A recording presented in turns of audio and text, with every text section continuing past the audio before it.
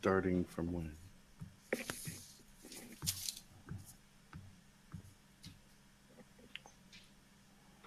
Was this the 5 count? I'm sorry. Oh yeah, 5. Mystique. We're totally live. Hi, everybody. I was waiting for you to say, "Hey, we're live."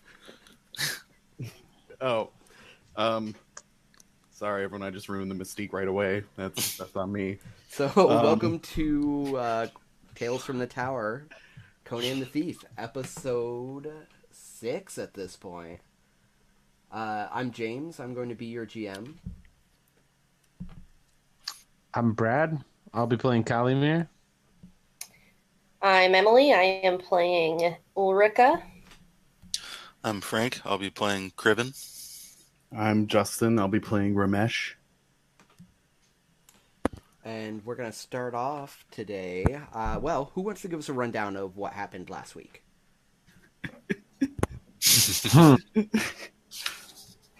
Can we play Let the Bodies Hit the Floor in the background while we describe this for one? We infiltrated a cult stronghold where they were recruiting some of the people in the lower income district, we'll call it. And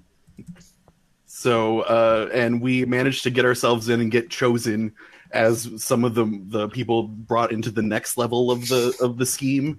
Which we discovered that they were actually mutating people and turning them into horrible monsters, and that they were drugging people and getting into all kinds of weird arcane and sorcerous wickedness.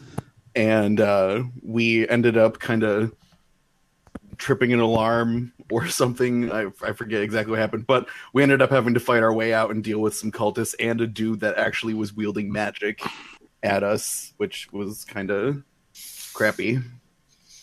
Yeah, this was the first magic user we have seen in this game. Mm-hmm. And then everyone burned the place to Kalimir's the hand. Yeah, Kalimir is okay, I hope. And some lady led us, like a lady we actually Ramesh turned her with his epic speeching. She decided to help us find this wizard dude, and we totally took him out and battled them all, and then saved all the monster people, and then all the slaves burned the whole coven down. You know, like you do. Yeah. So yeah. Conan. This week we're going to start off with a scene from Ramesh. Mysterious Ramesh. So unlike a lot of the other flashbacks, this will be taking place current time. Ramesh walks into the storefront for the 1,000 Hands of Fortune, and when he walks in, he kind of views the place like a proud king might view his kingdom, or like maybe a proud parent. And parent would probably be a good way to put it, because here represented are basically what he thinks of as his 2 children. The first one being the shop, and the second one being the shopkeep, a woman by the name of Anja, who is the only person on the planet that Ramesh feels comfortable leaving the hands of the store in when he's absent. Anja is a former slave who, through luck and intelligence, worked her way up through society, got bored with it, lost all her money, became a bandit, and eventually came across Ramesh, and he was impressed with her sweet-talking skills and her general knowledge and her knowledge of society and trading and stuff, and offered her a job instead of her bandit lifestyle, and she's been a part of the storefront ever since.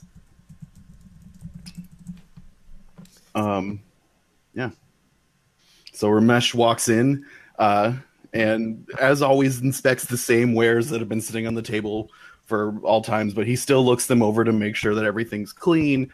He's very fastidious and almost like clockwork in what he does when he walks into the storefront. And she sighs somewhat, recognizing this ritual.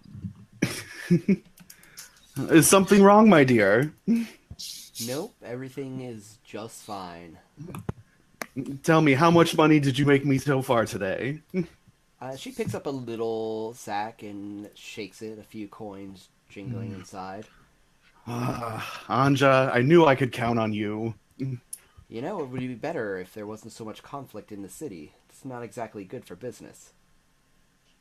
We're seeing to that. I think things should calm down and maybe even work out in our favor shortly. She kind of side-eyes you a little disbelievingly. So, does that explain what you're doing tonight? Yes. Of course it does. Everything we do is for the greater good of the city. And some personal gain. Seen a lot of people come in and out of here today that weren't interested in shopping. It makes me think that maybe something's afoot. Ah, yes. We had a term for people like that they called looky-loos. So, what's the plan? Oh, our plan is to infiltrate and hopefully free all the slaves and open the front gate. And hopefully the rest of the team will not have to, but most likely will have to do what they do best, and that's make a bloody mess of things. Does that have anything to do with the courier that was here earlier? What courier? They were here. I haven't sent for any courier. No, you haven't. They were here to deliver a letter. Claimed they were from... Let's see. What does it say on the paper? She picks it up and starts turning it around. You can see that it's still sealed, that she hasn't read the message itself. Do I recognize the seal on it? You do, and what she says next just reaffirms what you thought. From the Shanjat family to Rahir Shanjat.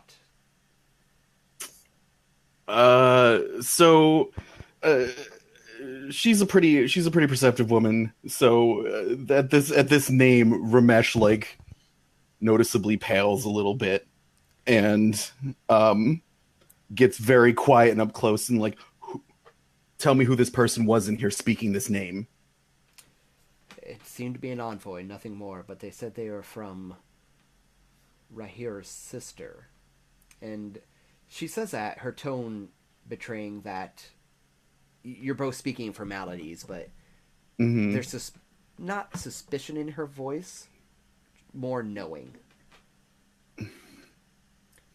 Supposedly there will be an envoy of the family to speak with this Rahir soon in town. That may be difficult.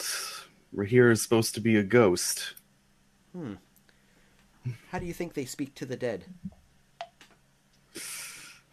Unfortunately, very effectively. Well, it appears you can't run away from it forever. Ramesh sighs. If anyone else comes in asking for that name without presenting an official seal, tell them he's dead. She laughs. Obviously, and what has become of him? Bitten by snakes. Snakes? Oh, many snakes. I like noticeably flustered. Like he's instead of having his usual calm demeanor and stuff, Ramesh is very like he's snakes. Yeah, snakes. And Anja is like capitalizing on this gleefully. You know, she's not totally overstepping her bounds, but she also knows that Ramesh does not shake, and she is enjoying this. So fell into a pit of snakes. Okay, I'll gladly tell them that. Thank you, my darling. Ramesh? Yes. Make sure that Rahir doesn't fall into any pits of snakes tonight, will you? I will always do my best.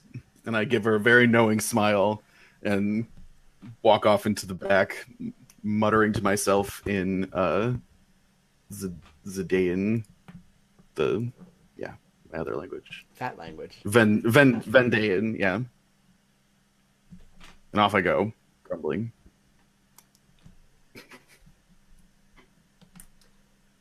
So, flash forward just a few hours. Night has fallen in Shadisar. You are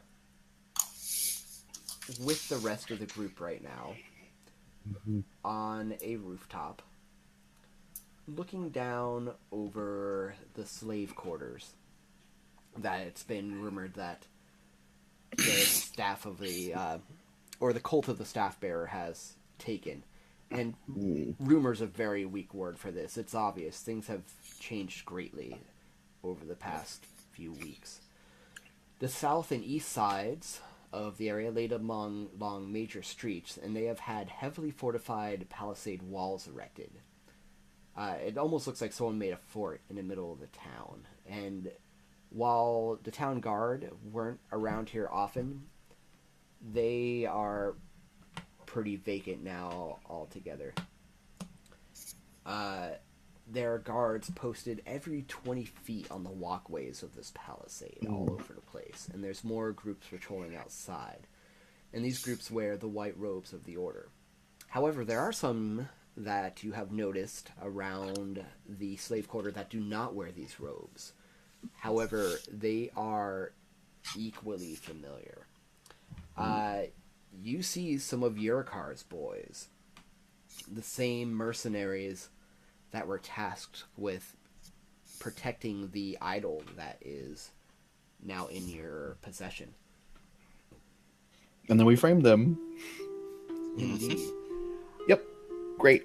Rising out of the middle of this kind of fort is what was formerly known as the Den of the Fist before the Fist died. It was an outpost for the City Watch.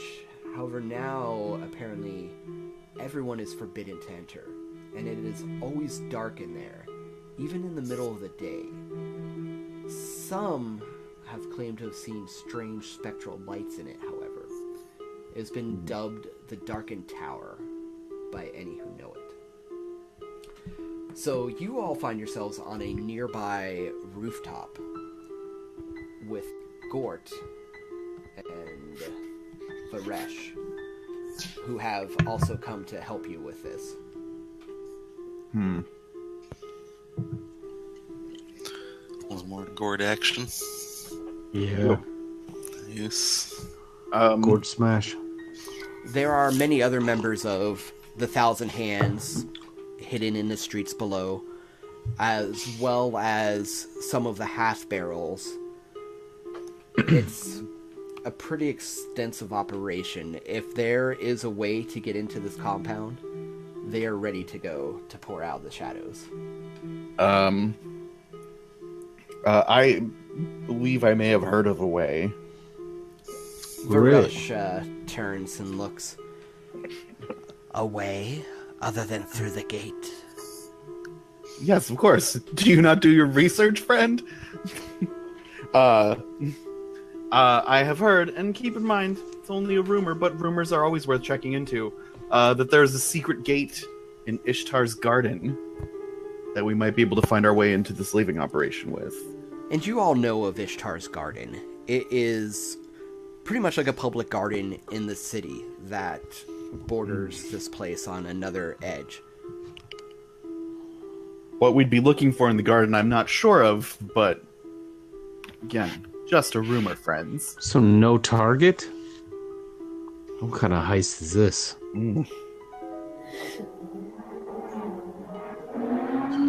Back in my day, we'd identify a target and we'd go after it. And it sounds like your day might be long over. Truly, Listen here, Ramesh. Varesh. Yeah. Sometimes Yeah. sometimes it's just as important getting in as it is finding a way out. Precisely. I'm tired of hacking my way. I nearly burned my arm off through some sorcery in this last adventure. It's true. But also, these missions have a way of presenting who our target is as we go. Indeed, they do. Mm. Well, you point them out to me and I'll hack them down or suffocate them. I may have a target for Not if you. I shoot them first. Hmm? Well, Yes, I was approached by Shenzhen. There are rumors of the tower. Shenzhen thinks that Shenzhen? perhaps Jarvis is to be found inside. Mm. Does he want him dead? No, he wants Jarvis back.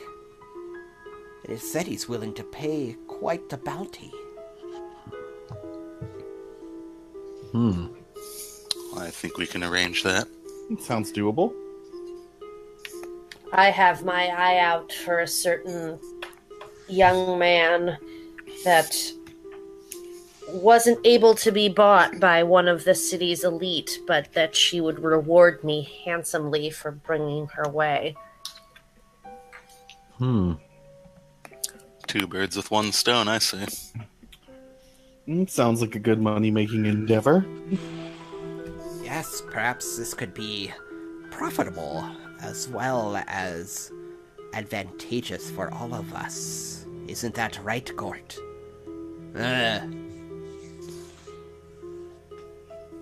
It's much easier to be idealistic when there's food in your belly and a woman on your lap.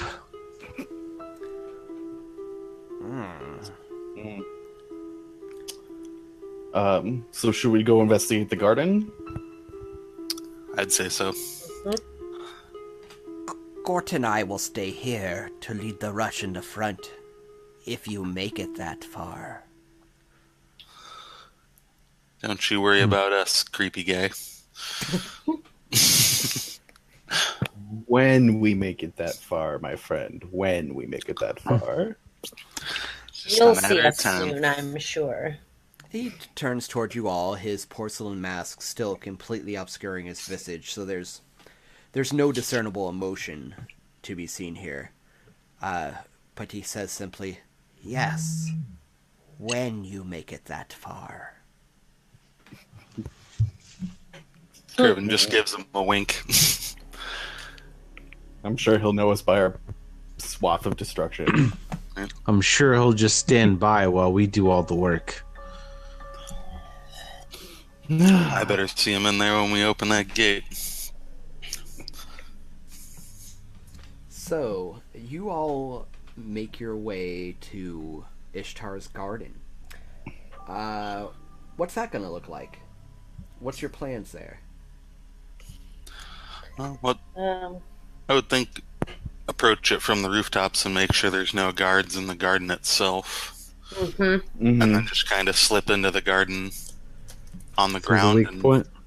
yeah, and Yeah. just try to find the weak point, or if Yeah, it's like a who's- sewage latch or something, or Who's our investigator? I got a little observation. Yeah, I would say Criven. yeah, Hmm. I've got decent I've got observation, but some. not outstanding. I could be his backup. Mine's okay. A lot of my stats are pretty even. I don't have any extremely high anything. Hmm. It's like jack of all trades, you know? Someone start out for me by... Give me an observation to check out the area of the garden.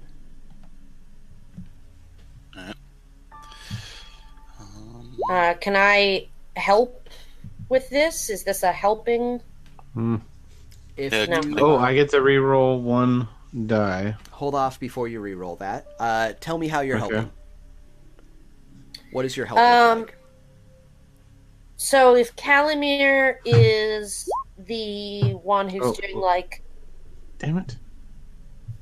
an observation check, I would say that helping in that instance would look like basically, if he's scouring east, one of us could be scouring west, basically just like two sets of eyes on it. Or maybe even keeping watch while one of us gets closer or something. Yeah. like cover my six, and I'm gonna walk around in this garden, Right. blow the whistle if you see someone. Okay, that sounds reasonable. Go ahead and make the reroll what you need to reroll there, Calamir. I got zeros. No successes Okay. out of 3 rolls. Uh, Bummer. Yeah. Yep, no successes indeed. so Let's see what I can do. for help, you basically just add a dice for the other person to roll, which I think Calamir Okay. already rolled. But you see nothing. The garden is completely empty. Very serene. Very nice garden. We're fine, guys. It's time to go in. Everything's great. Alright, well, you lead the way, buddy. And Criven slaps him on the back. we'll Certainly. cover you. Well, I'm sure you will. I trust your bow, Criven. As you should. And Criven pulls out an arrow and starts flipping it like a drumstick. Nice. So what's the approach now like, as you have been on the rooftops and have seen nothing?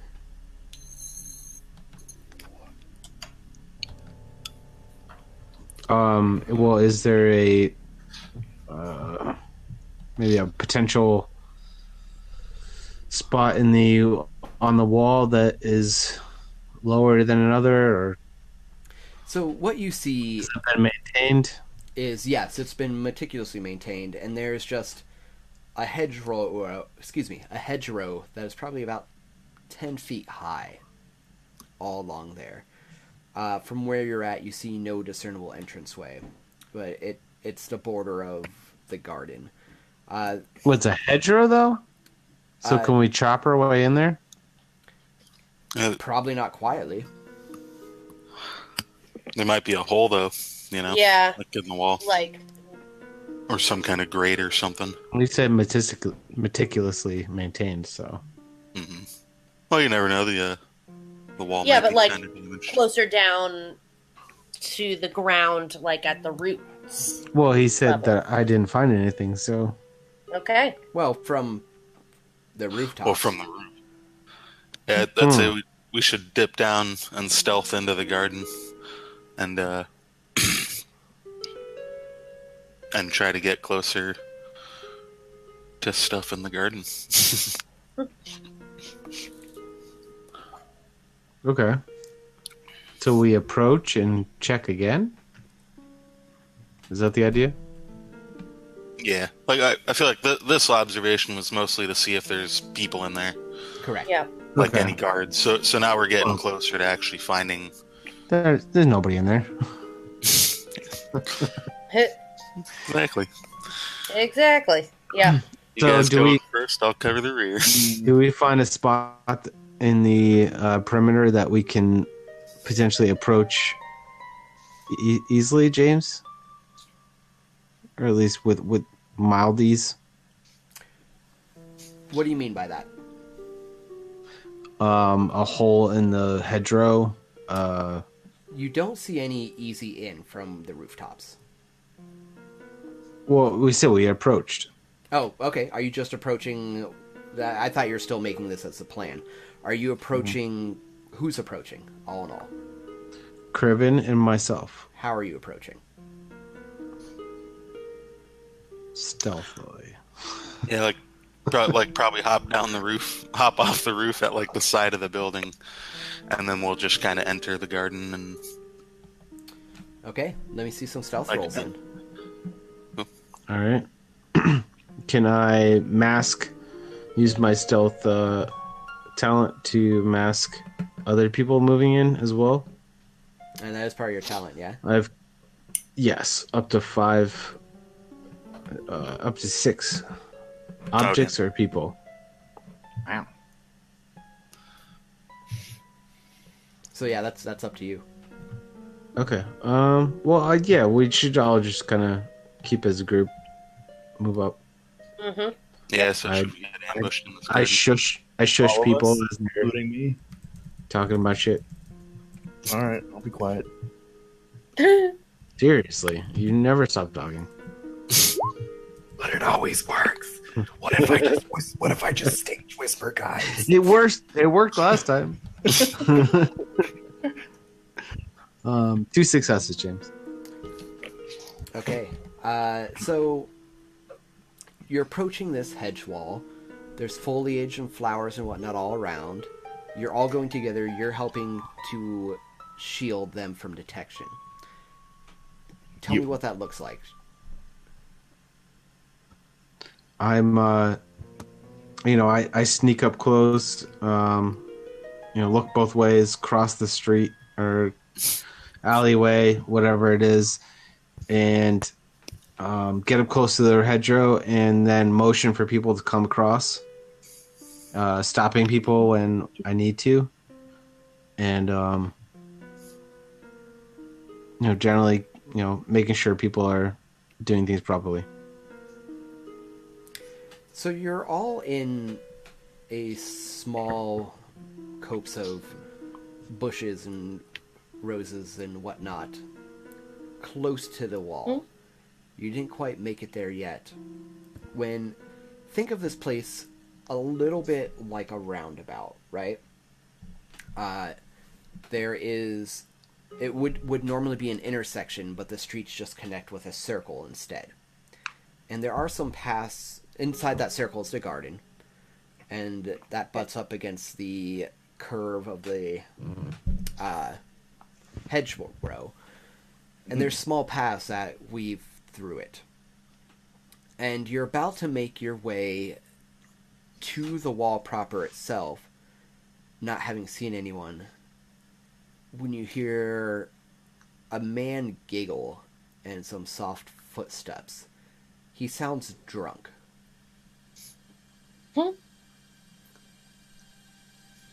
Over here, who?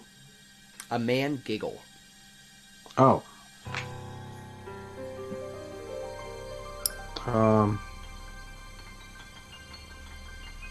Check that out.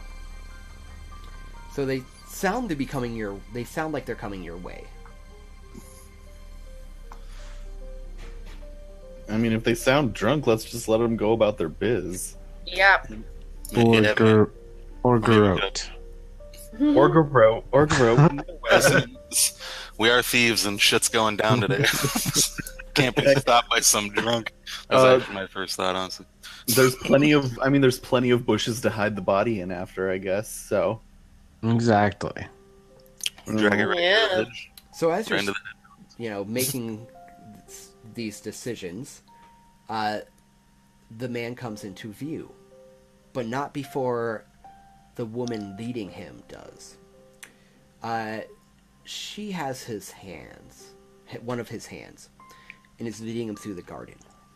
She has a white robe on, which looks very familiar to all of you. Okay. There's a smile on her face, but it's a vindictive smile, mischievous perhaps. Looking at this man, well, let's see what you see looking at this man. Who wants to give me an insight? Insight? Everybody. 50-50. I'm gonna say one person gets to give me the insight. I got a 13 on mine. Yeah, I got 11, so go ahead. Yeah, do it up. A 13? Go ahead. An insightful guy. I gotta run a shop, man. I gotta be able to detect if people are trying to sell me bullshit or not. Success. Yeah. And that's why you are in that position. Yep. All right, so You that need things is, chopped in half? That's one momentum. Nice. So nice. Looking at this, I can't fight for crap, but I can see what's going on really well. Useful. Like, look at that guy, kill him. Yep.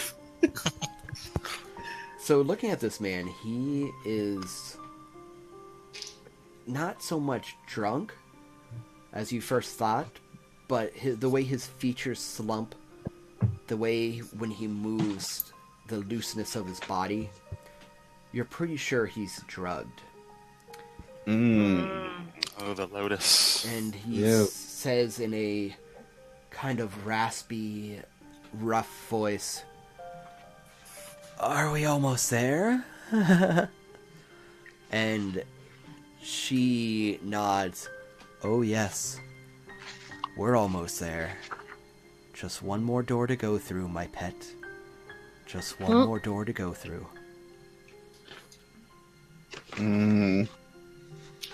Sounds like she is voting for a garroting. Right after she leads us where we're going. Yeah.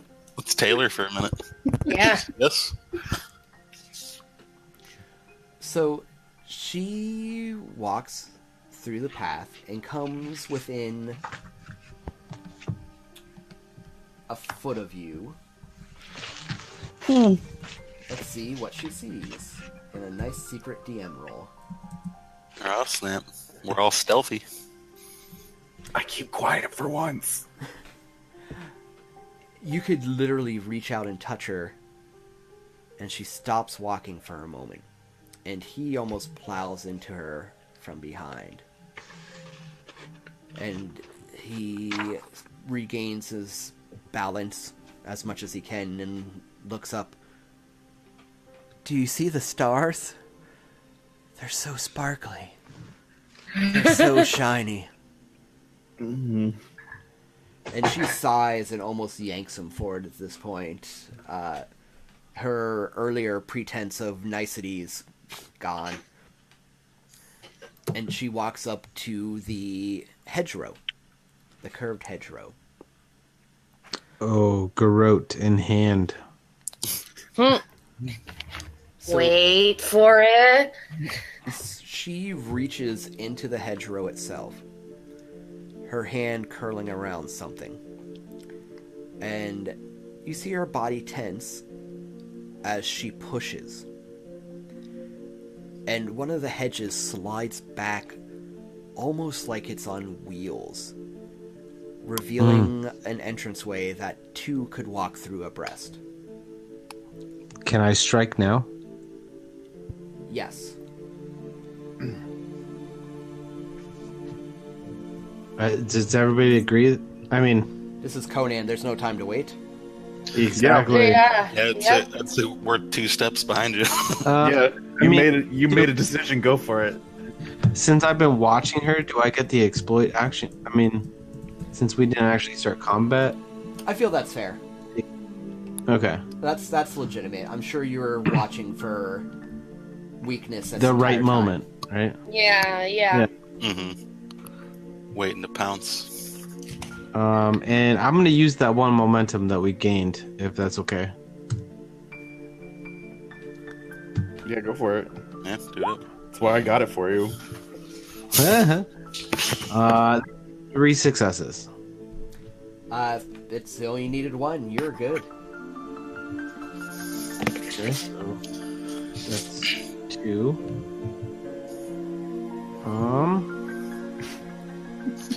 And we'll roll. It's the garrote of the week. And since you exploited her, the momentum you spent gives you 1 extra damage dice too. Oh yeah. Nice. You never told me how the success of my stealth roll worked. You needed both of those ultimately. So we got 2 success, 2 momentum for that. Then. No. You needed what you rolled for your stealth based on what she rolled for her observation. You needed all of that. 2? Yeah. Okay. Well, I still get 2 then. Yeah. Truth. Oh, Because talents. Nice. All right. So the garrote did 8 damage plus vicious 2. Wait, unforgiving. Unforgiving gives you vicious 1 for every number that the unforgiving is, and intense. I think the garrote's unforgiving 3, if I'm not mistaken. Holy Yes, crap. it is. Yeah. So It's at least 2. it's 3. Wow. So Yes. suffice to say, but you know what? Go ahead. You know what's So yes, happening here. You that's- tell me. What's this look like? I am, I mean, just clinically wrapping the garrote around her neck and dragging her, doing the damage as I'm using the tension of dragging 100-and-some-pound woman across the ground with a cheese wire thin bit of metal. So it's like 14 damage. And he just drags her out of the way, not even thinking about the other guy. Somebody else is going to take care of him. Which, speaking of, he falls backwards onto his ass, crushing a few flowers behind him. He's staring dumbly at the moment. Do we just need to get rid of this guy? Yeah. Yeah, Well, I I can won't handle kill him. that. He's the victim. Yeah, exactly. I almost feel like we should Um, tell him to go to the vineyard. He's a potential Thousand Hands ally. yeah, Yeah. Ulrika goes forward and tries to speak to him in the same soothing tone that this woman had, and said, "Never fear, pet. All is well. One more door, and then we're there. Come, stand up on your feet. Do you think that I should make command or persuade?" I'll give you command, persuade, or counsel. Great. I'm gonna go with counsel. That's really my first pick. Ah, son of a bitch. Oh, Okay, oh, well, no. anytime I fail a personality test, I must immediately pay 1 doom and add 1 d20 to the test. Okay, Ancient bloodline. Oh, well. Nice. I'm taking that doom. Unfortunately, that is another failure. What are the Brutal. frickin' odds? But at least it's not a complication. It is not a complication. Can I pay you another doom to ignore that complication? No. You re-rolled that complication. Oh, it wasn't a reroll. It was just an. No, it was not a reroll. It Additional was like, dice. yeah. You know what? I like you all very much. I'm gonna take the doom. That's how much I like Thank you. What a sweetheart. I know it. This guy. So he just looks up at you dumbly. One more door? Where did she go? She sent me to you, of course. You? Yes. Come on, stand up. And I reach out my hand to him to try to help get him up on his feet. I'll let you have another roll.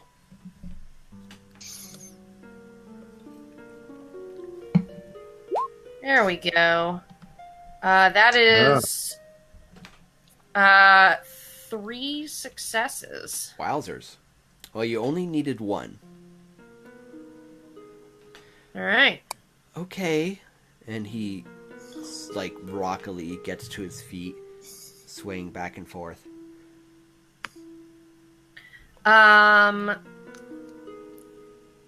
And what's your name, friend? Thorpe.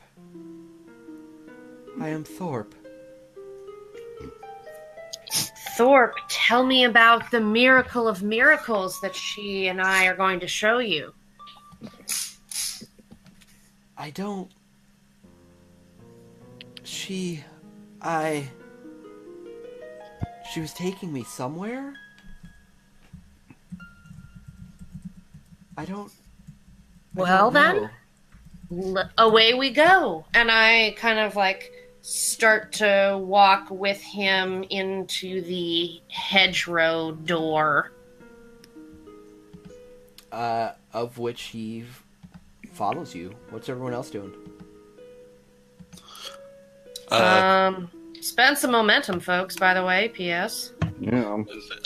Right after, disposing of the body. Oh, sorry. right after, right after Calimere takes the lady down, and Ulrich is talking to the drunk guy. Griven's gonna run up and inspect the door as it opens and see what's going on with that. So it looks like it is the hedge is real, but it's in a planter, and the planter is down in like a dug down rut into the ground, with some planks thrown in it, and the planter is literally on wheels, so that it can be moved backwards, allowing entrance through there.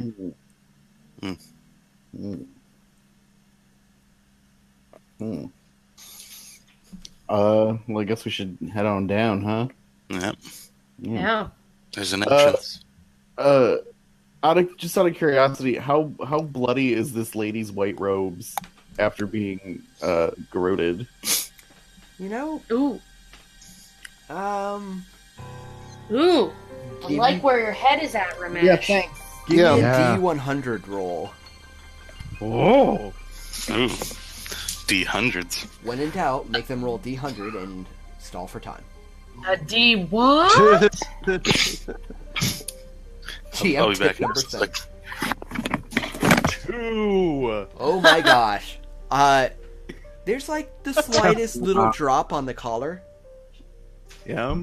If you weren't looking for it, you probably wouldn't see it. Great. Wow. Hey, Nice. Ulrika, you think you can fit into this? Yeah, I think so. All right then. It's a robe. Kind of one size It's a fits robe, all. exactly. You know, I don't think it's- I can fit into it, so I got my big bulky armor on. It's a robe. But- It's kind of just yeah. like, is it more billowy or less billowy? Yeah, I take the robe off the corpse and slip it on over my regular clothes. Was she wasn't carrying anything else in particular, right? Nothing of importance, no. Okay. No money. Yeah, we'll say there's 2 gold on her, because she was carousing, basically, and picked this guy up. So sure, there's 2 gold. Oh yeah. So the weight of the robe settles on your shoulders, and it's comfy.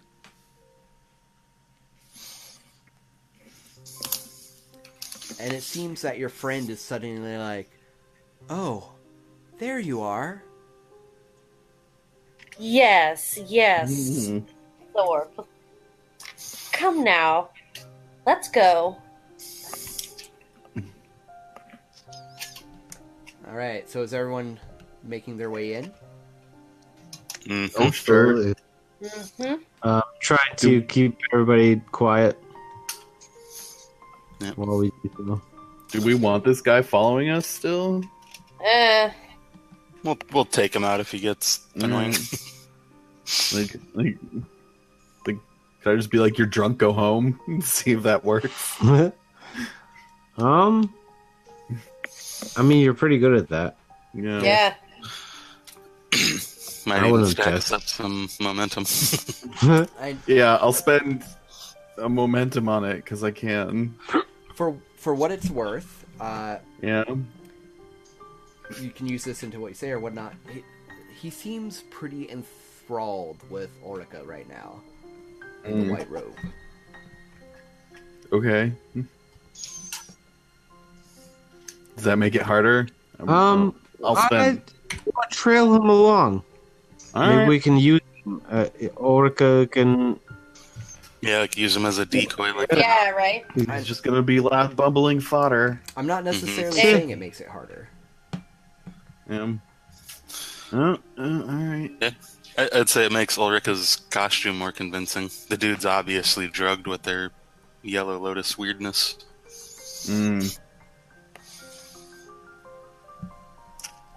Let's continue on then. Yep. Let's do it. I try to keep everybody quiet regardless.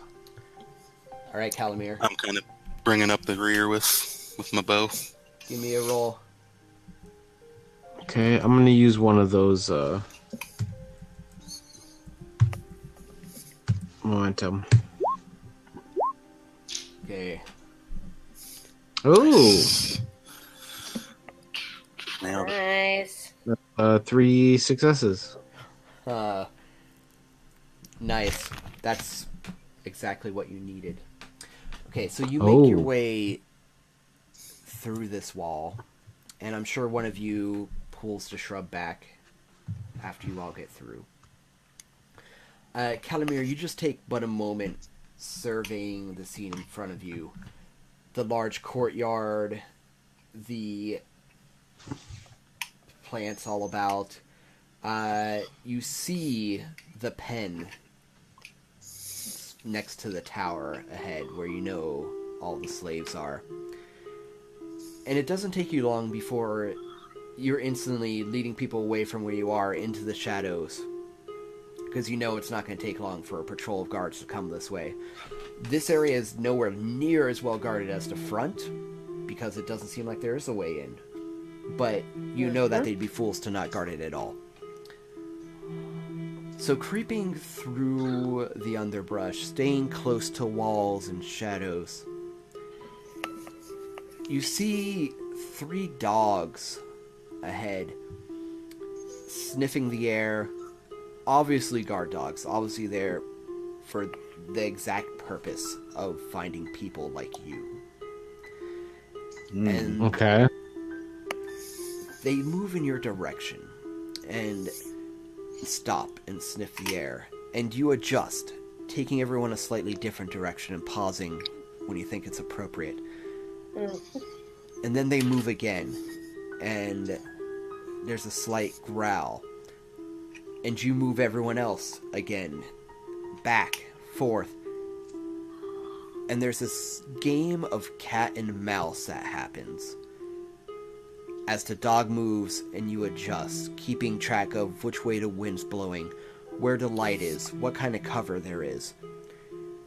And everyone else watching this, it's almost like Calamir is gone, replaced by something almost as animalistic as the dog in its senses and intelligence and hunter-prey instinct. And there's a moment where the dog's 10 feet away. A short run and it could be at your throats. And you're all tense, but Calamir just puts his hand out and doesn't allow you to move and keeps you all steady. And the dog growls, baring its teeth, and Calamir just crouches ever so slightly. And the dog barks and runs off in another direction, certain that her tail would prey somewhere across the courtyard. Nice. Very nice.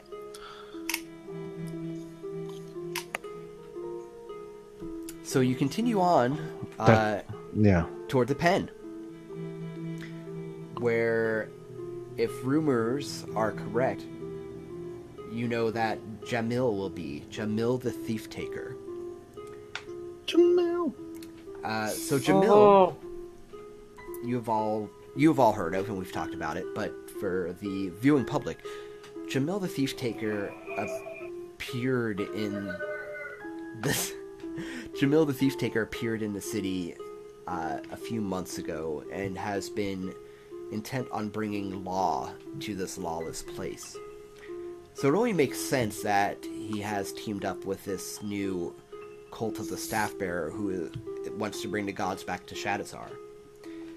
But you have heard intel that Jamil is guarding the slaves. Sorry. So you creep slowly. It's the distance that would have taken maybe like a minute to walk across, and it takes you about 20. And it's almost enough that you just want to like break and run, but again, Calamir keeps everyone steady, and everyone knows that Calamir knows what's up, so you follow his lead. Mm-hmm. Until you find yourselves outside of the pen.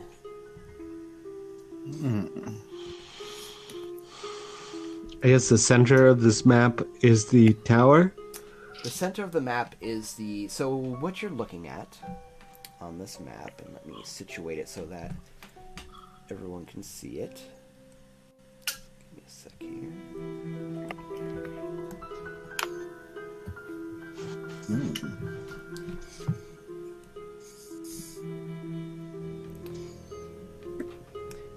So, the pen itself consists of 2 walls.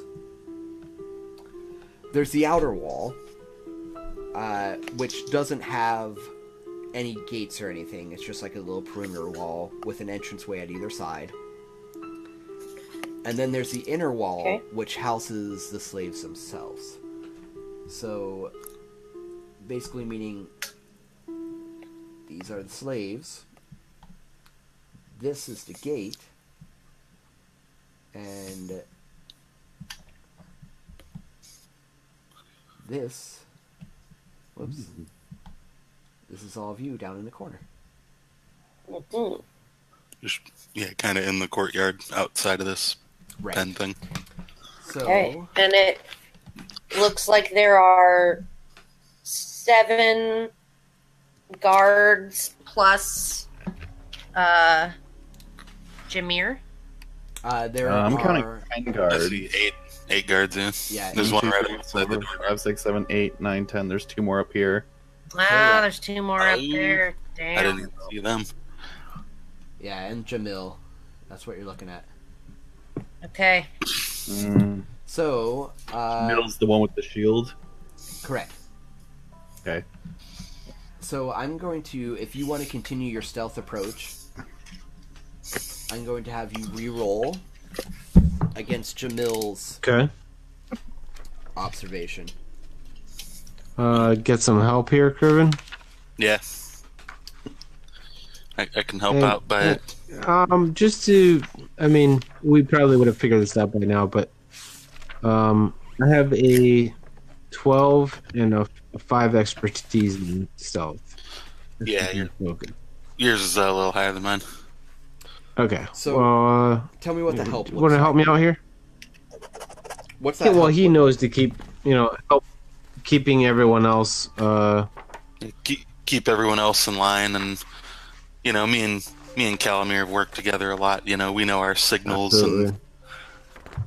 Okay. and like he's bringing up the front, I'm bringing up the rear, and we're kind of guiding this ship.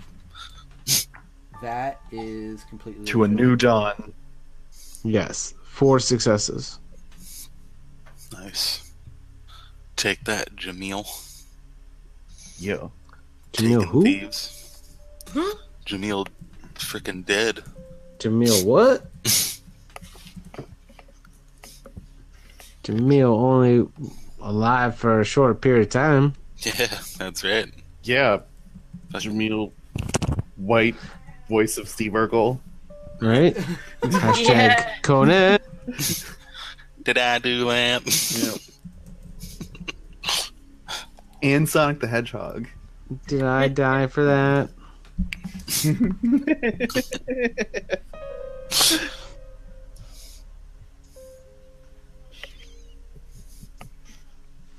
Okay. Thank you all for your patience while I read Jamil's stats. You had 3 successes? No, how many? You had more than that. 4. 4. Yeah. Okay, so that's going to be 1 momentum. All right. Nice. Spend it. We're already full. I have no need right at the moment. Yeah. That was Right. actually 4 momentum, but we only have 6. So Thanks, AJ. Yeah, right. I read it. It's in bold under momentum.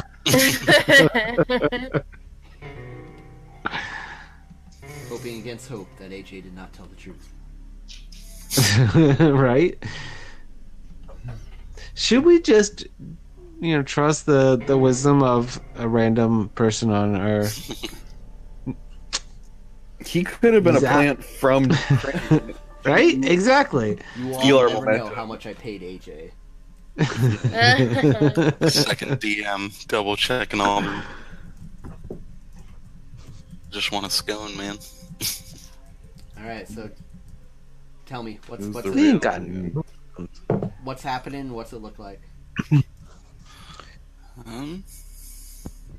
We're going to slip into this entrance while the patrols are going in opposite directions or having just passed, or somebody's picking their nose, or somebody's lighting a cigar. I don't know what these guys are doing, but whenever the opportunity presents itself, we are going to slip into this entrance. This one over here. Sure. Because everybody else seems to be on the eastern side. Yep. So, Alright, so you're heading this way? Just for Yep. everyone else at home? Okay. Mm-hmm. Alright, so your roll was certainly good enough, so you can position yourself. okay. I think,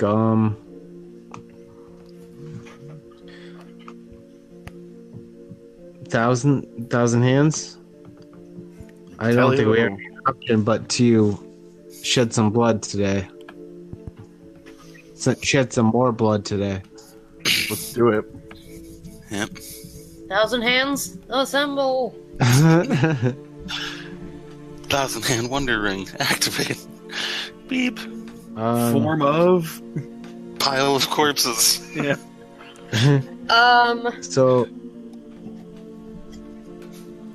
Do I still have the drunk guy with me? Yes. Can I? send him forward. Yeah, right. Yeah, like push No, go him ahead. basically into the midst of something elsewhere to create a distraction. Send him in the opposite direction. Yeah, So like that they pass. push him. Hey, what's going on here? If Kriven and Ramesh have snuck around to the western gate, that I could like push, drunky McStumblepants, Thorpe in the eastern Same gate difference. to try to draw attention that direction. Sure. Yeah, absolutely. Yep. So, Let's see that. are you telling him to do anything, or are you just straight up shoving him? I guess I'm like,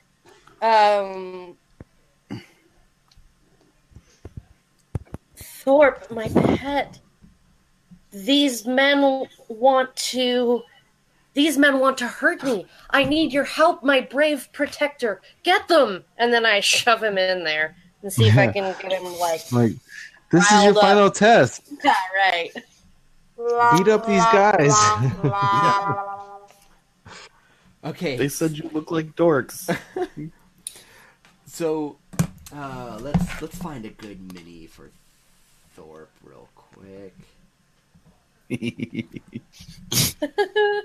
So while I'm Get a doing little that, Thorpe. tell me about your approach.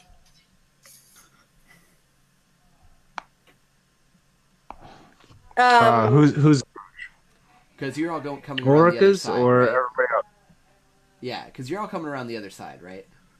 Yeah, we're coming Yeah. on the west gate, and Yeah, the assault will happen from the west. The distraction From the east. Yeah, that I'm over here still on kind of the east side, trying to create distraction. Thorpe. Lord. This is proving tougher than I thought. All right, I'm sorry, Thorpe. You're gonna be Sorry, the English man. army. Poor bastard. Fucking Thorpe redcoat. is a red coat. Yep. Mostly because it's the first thing I found. Okay, so Thorpe. He could be a red coat / red shirt. That's Have at thee, cult members. So Thorpe stumbles through the doorway right into one of the cult members. I am her pet! He yells as he, like, collides into one. Go ahead. I was gonna say that basically as soon as he gets through that gate, I'm gonna start retreating and moving around toward the western gate. So, as you're all moving toward the western gate, you just hear, like, him, like, yell once or twice, and then the sound of a bunch of thuds. Well, we weren't all moving toward the western gate when she was doing that. We were posted up on the western gate. She was on the eastern gate. In that case, you see them start beating the crap out of this guy. Yeah. Okay. If that's more satisfying. Sure. Are these guys distracted at all? And somewhat. They're not looking at you, it seems. It's like we ambush them, like little ambush stealth attack. Get him. Jamil yells, "Throw him into the pen. It looks like we got another one tonight." Okay. Axe. I look at Krivin. Axe or Garrote? Axe. My choice, too. Griffin starts loading up a zero. And he pulls his axe out just at, like, in the same motion that he pulls it out, he winds it up and then swings and attacks these front two guys here. Okay, so I'm gonna go spend a bunch of doom. You. So What? A Something. bunch. one of Screw your- Jamil's abilities is counter ambush, where I can spend 3 doom to Oh. negate any bonus the ambush may have granted. Mm. So I'm spending that, and then I'm spending Which another would be doom what? for him to seize the initiative. So your axe swings. No, I'm not going to spend it to seize the initiative. He's just going to try and parry your axe. I guess he doesn't need to actually make an action for that. Who? Jamil. The guy right here? Yeah. Because I'm not attacking this dude. Yeah, but they're all they're a horde, basically. As all of the cultists are minions, they kind of act as one group. Okay. All right. So they just kind of he warned us because he had observation. It's like he doesn't seem like he notices you until your axes swing through the air. At which point he is grabbing the cultist and pulling them backwards while his knife is flashing forward to block the axe.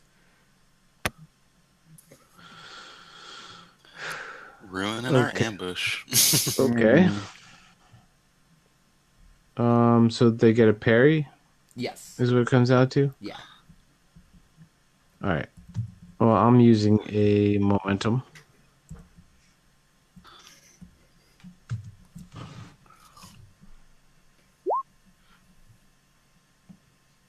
Nice. That's 5 successes. Okay. Nice. I have a feeling that I'm not going to do well here. But it was a fun while it lasted. Okay, so my 1 success does not beat your 5. So that's going to be 3 momentum. He notices you at the last minute, attempts to pull the cultists out of the way, but does not pull them out of the way quick enough, nor does his knife go forward quick enough to block your shot. Sweet. Okay, well, I am going to use 2 momentum, 1, to cleave, to send my first attack into the second target in front of me. Nice cleaving.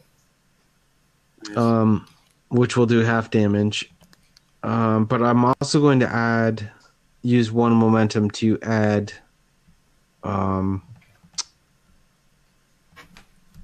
the vicious quality, which is a talent of mine. All right, let's see it.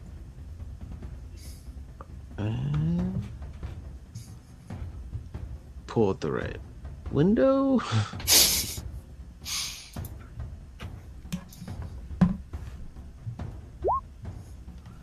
Okay, so the dice are 6 plus 3 effects, which would be vicious.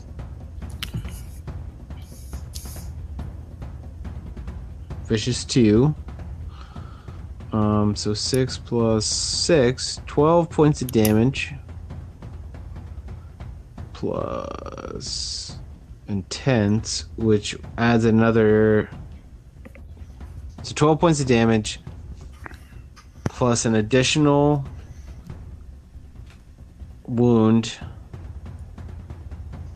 And I'm going to spend another 2 momentum to add another wound, which would take out an additional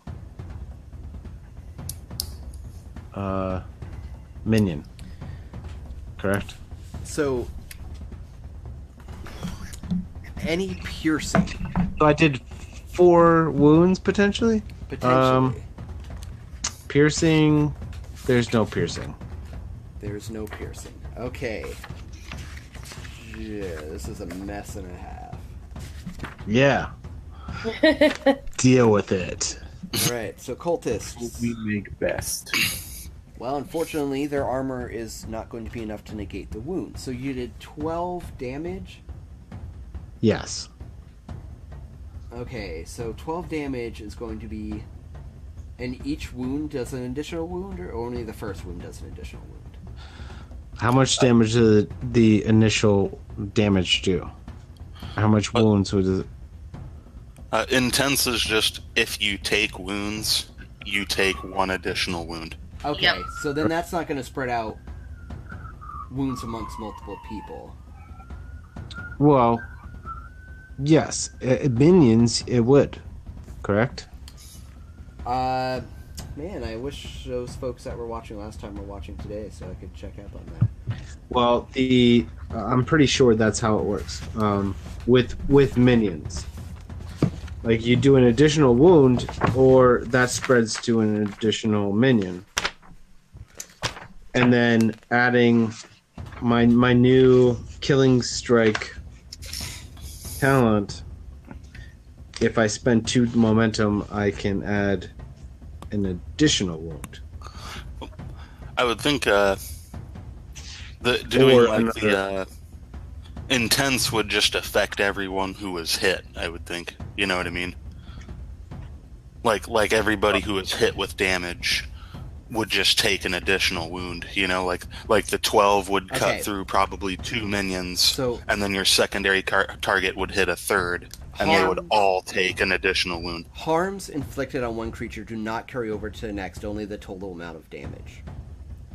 Unless it's... Minions? No, this is under minions, where I'm reading this. Oh. Yeah. So, 12, if you want to not spend... Because you basically have enough damage right now to kill 2 of them. And it's only the damage that will carry over, not the harm. So if you want to not spend that momentum on extra harms, totally cool with that, if you want to take that back, since we didn't know. Well, I did also spend... Yeah, for the secondary target, which I guess, would that hit a third dude? Now that is a really good question. So yes, we will say a secondary target would hit a third dude, at least. Mm-hmm. So that would be 6. So it would be enough to take out a third, but not carry over to a fourth. So I will give you 3 dead people. Nice. Yep. How does that work? In one strike? I mean, Can I be that creative? It can be multiple strikes. It doesn't necessarily have to be I swing my axe and it goes through all three of them at once. Well, That's disembowels the first two, and then he uses the momentum, pulls it straight overhead, and sinks it straight down into the third one with an overhead strike. And just as that strike's going off, Griven's gonna shoot an arrow. Do I have to hit this minion first before I take a shot at Jamil? Yes, Jamil will be the last one to take damage. Alright. In a squad. Conan? And Gotta fight through the minions first. And with my marksman talent, while Calamir was doing this, Criven was using his minor action to take a deep breath and line up his shot for a bonus momentum.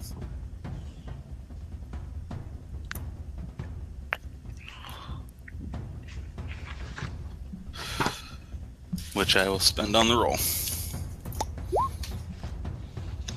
3 successes. Okay, that's gonna be 2 momentum. Sweet. I'll tally that up. Oh shit, we're at 7 momentum.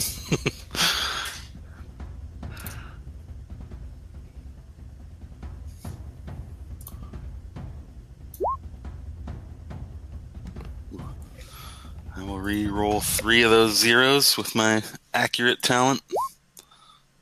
7, 2 piercing.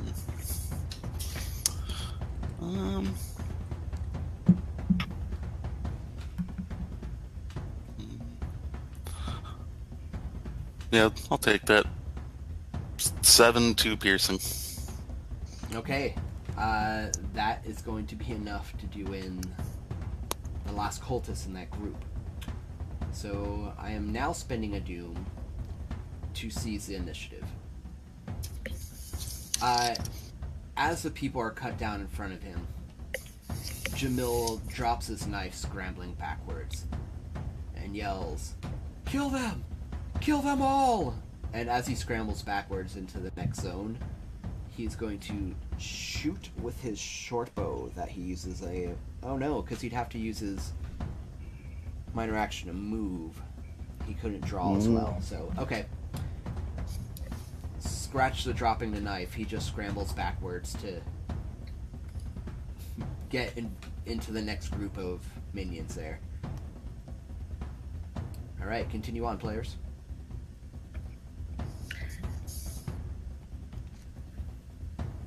Alright. Ulrika is going to move through the opening and start kind of moving along the hedge wall toward the gate, trying to keep as close to the wall as possible, so she doesn't get surrounded by these cultists. And then once I get kind of eye level with the gate, is it locked? Could we just break it open right now? It is indeed locked. Okay. I am...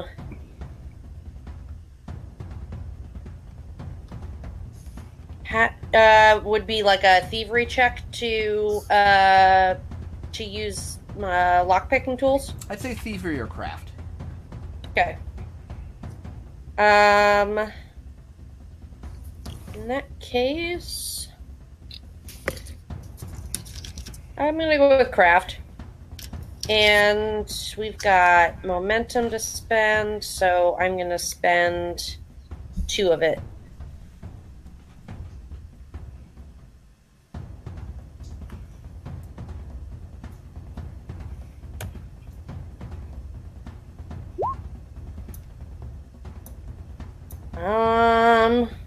Would you like a doom? Oh, I'm afraid I would not. Well, 2 successes and 1 complication. Which is enough to open up the gate. So you hear a click as the lock slips off, and there's suddenly a surge of humanity pouring over you. Heedless of anything, really. Screaming slaves are just piling out of there, coming to their senses, and unfortunately you get a bit trampled in the process and take 1 bigger stress. Alright, Ramesh. Cool. I'm gonna run in here. I have to be in this zone to yell at this guy. You have to be in the same. Yeah, you have to be in the same zone. All right, cool. Well, then I run into this zone, and I'm gonna get all up in his head and tell him that fortune does not favor you this day. You will not make it out of this alive. Your death is nigh. And I talk in a really creepy, low voice, and I'll spend a momentum because we have a lot of it. So, Spend it up. yeah. Here we go. That is 6 successes. So we got all our momentum back. Spend some of that momentum on extra damage. Yeah, I'm gonna spend 4 of it on extra damage. Oh, I can decide that after I roll, right? Yes, this is true. Yeah, you so can. this is now.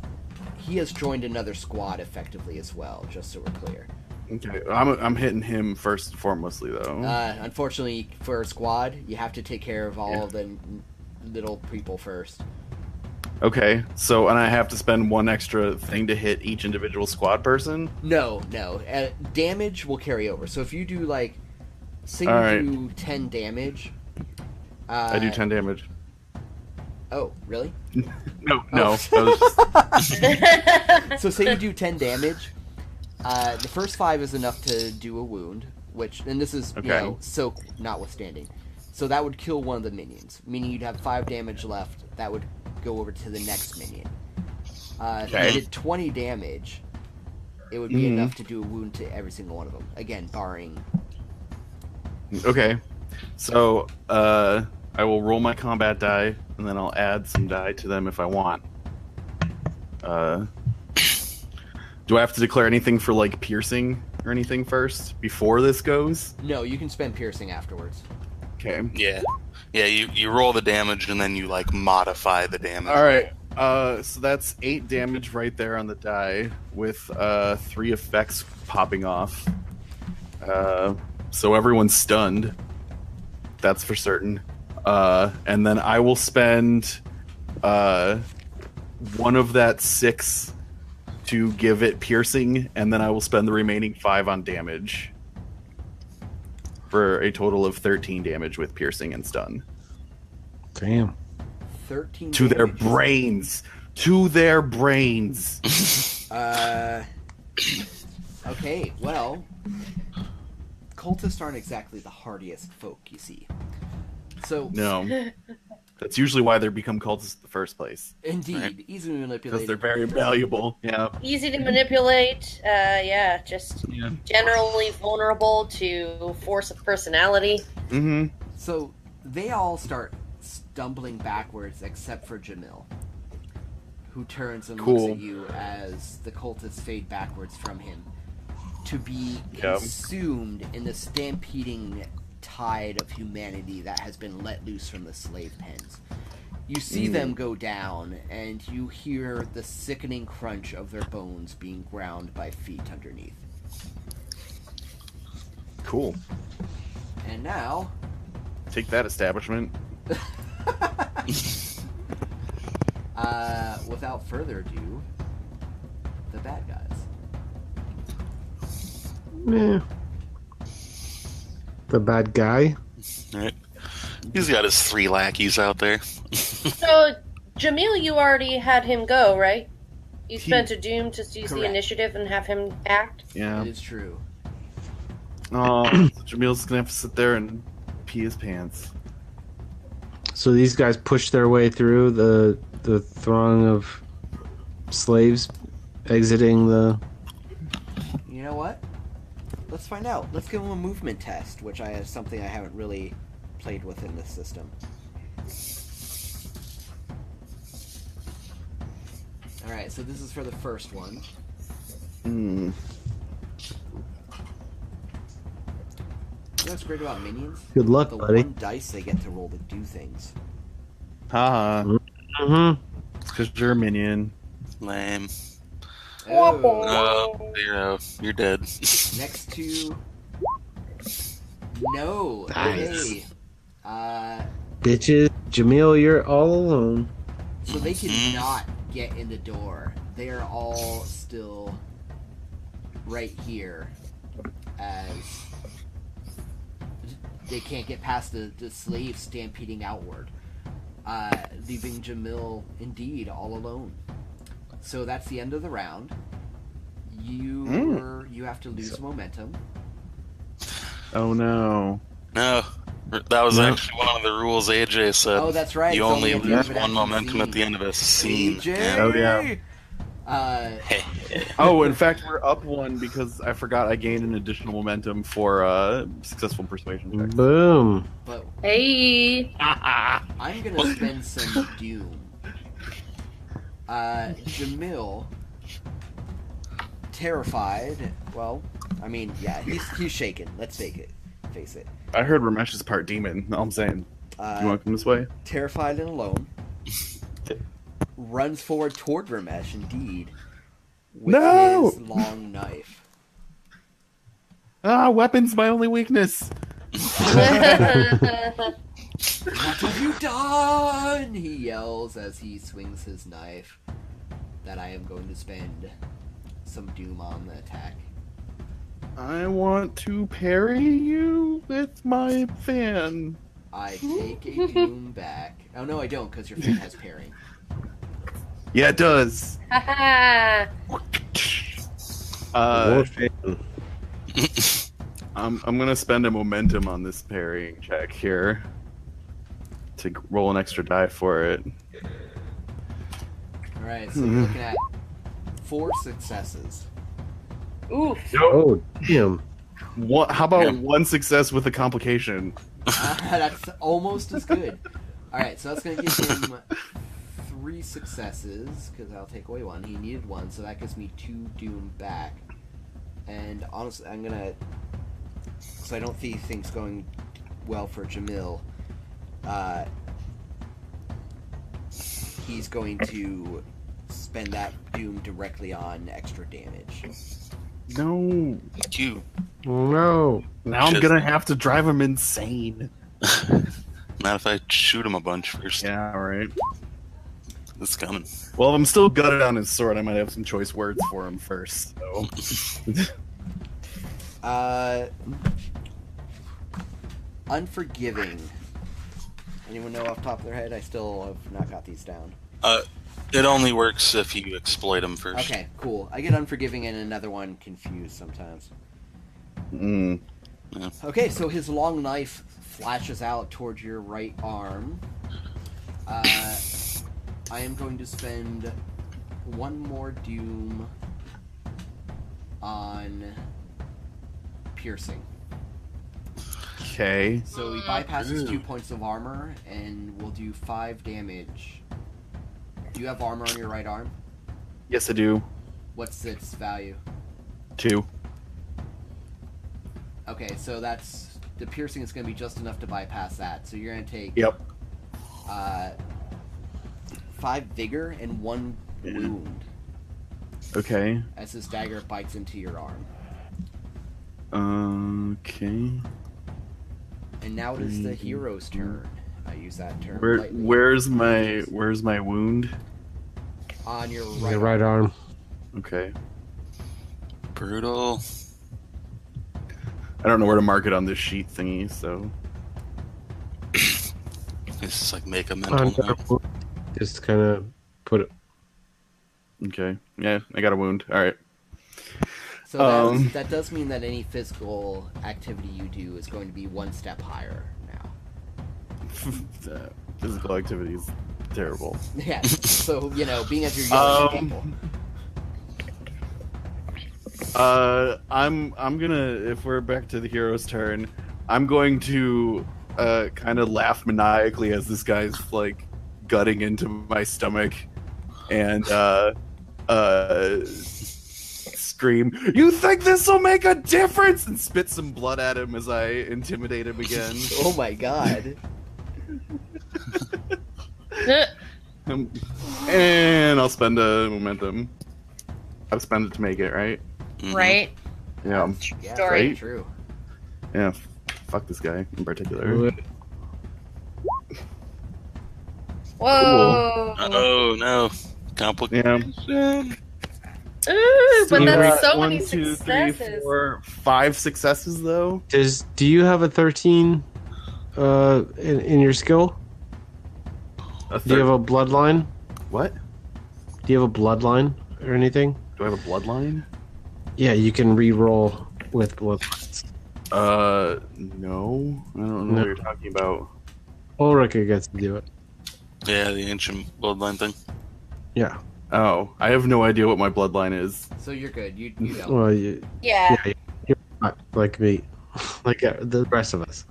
All right. Well, no. Okay. So Yeah, indeed. sure. Go ahead and Whatever. finish your damage. All right. Cool. So I will spend 1 for piercing on this guy's brain. And then did I only need 1 success to hit him? Yeah.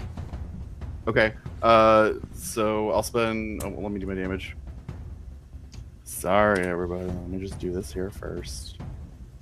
All right. So that's 6. So I'll spend 1 for piercing, and I'll spend the other 4. I'm sorry, the other 3 successes for extra damage. So that's 9 damage to him with piercing, and he's stunned. That's 5 stuns too. Yeah. Damn. Which means it would last 5 turns, and you'd have to pay 5 doom to overcome it. That's what rolling multiple stuns does. Yeah. No, Hot damn. I think it's still just 1 turn, but I'd have to spend 5 doom. Yeah, Oh, I is should've it just been one his turn? core though? Okay.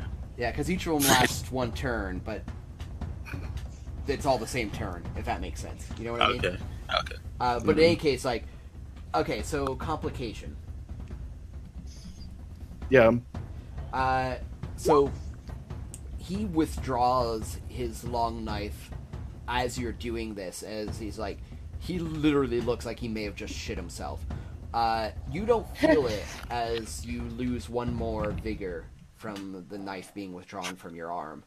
Damn. But he's like, he doesn't even know what to do. He is certainly stunned. Cool. I walk away. Yeah, that's I'm he's just gonna. stunned. He I'm just can't gonna. do anything about I'm it. just gonna bleed out over here. Yeah, can't just even drop the find mic it. and He can't even find it within himself to stop you from walking. Emphasis walking away. Yeah, I say you disgust me as I walk away to make it feel even worse. Clean yourself up. You disgust me. All right, next player. Kerwin's gonna step in right here and shoot him with an arrow. Put him Robbie out of his Scarlet misery. wanted to mention the exploding elbow, and yeah, it got worse. How much momentum do we have? We're full, right? We should have 4 momentum. Yeah. 4. I keep on forgetting about the extra one that I generate. Take a shot at this guy. I'll spend 1 momentum on it. Whoop. 3 successes. Is he gonna try and parry me or anything? Or is that a real shield he's holding? Or is that just for show? He does have parrying with his knife, but I didn't announce it before you went, so I feel it would be unfair. Yeah. Arrow is flying. He's also stunned if that prevents him from parrying.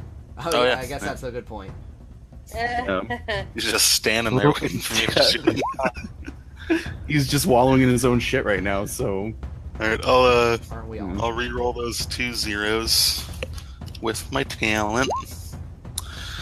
It's 8 to piercing. I'll spend 2 to make it 10. And then I think I'm going to spend 2 to make it a headshot also. yeah. Dear God. Nice call So that's- shot. I love it. Because fuck So- that guy in particular. So it's a total of 10 damage, 2 piercing to the dome. Okay. Oh, snap. Jeez. Hope you're wearing a helmet, buddy. Most certainly it's not. Okay, so that's gonna be 10 altogether. Mm-hmm. Okay. With 2 piercing and to the head. Okay, so that's gonna be 2 wounds.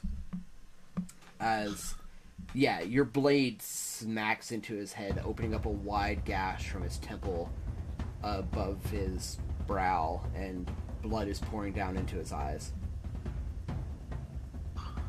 Rather, the arrow goes. You know what I mean. Mm-hmm. I know what you mean. Who wants to get at it next? I mean, I'm gonna spend my turn like getting up and trying to get out from under the crush of humanity that I've unleashed from this slave pen. Direct Also it. looking at for the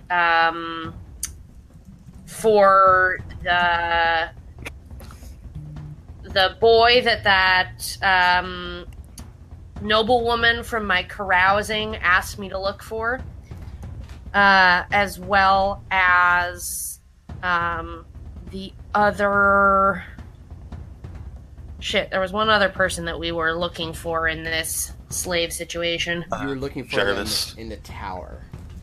Oh, okay. Well, okay. Jarvis is in the tower. Roger that. So I'm just gonna try to get myself out from under the heels of all these unwashed masses, and then see if I can find my person of interest. All right, give me an observation. And I'm gonna spend. What do we got for momentum?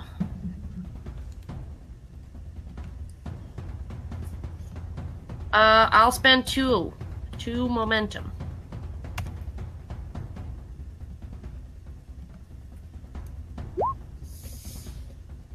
All right, 3 successes. So that is going to be 1 momentum. Okay.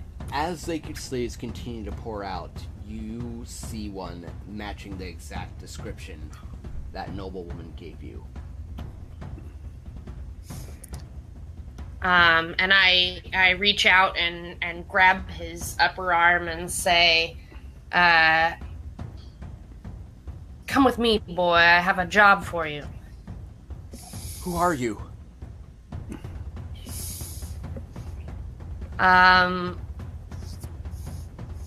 I'm still wearing the white robes of the whoever that person was that we encountered in the garden. So I say, I've been sent by the temple of Ishtar to deliver you from the slave pits to the merchants' quarters. The merchant's quarters. Wait, is it? And he mentions the name of that merchant who I don't think I made. No, I just looked it up. You didn't give her a name. Yeah. Isabella? Is it Isabella? Of course. Isabella will be very happy to see you. Oh, yes. My gosh, yes. And without hesitation follows you. Okay. And to put a punctuation on that, Kalimir rushes up to Jamil and as though he's hitting a 9-iron, sending that golf ball off into the distance, he uses his axe and tries to split the guy's jaw. Nice. Oh, dear. Jeez. For 5 successes. Yeah, God, I can't even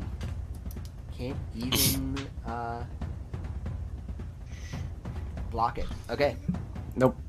Let's look at the damage. Man, Jamil, you're going out like a punk. I know, right? On his knees. Wait till I ransack his body. There's gonna be nothing left, man.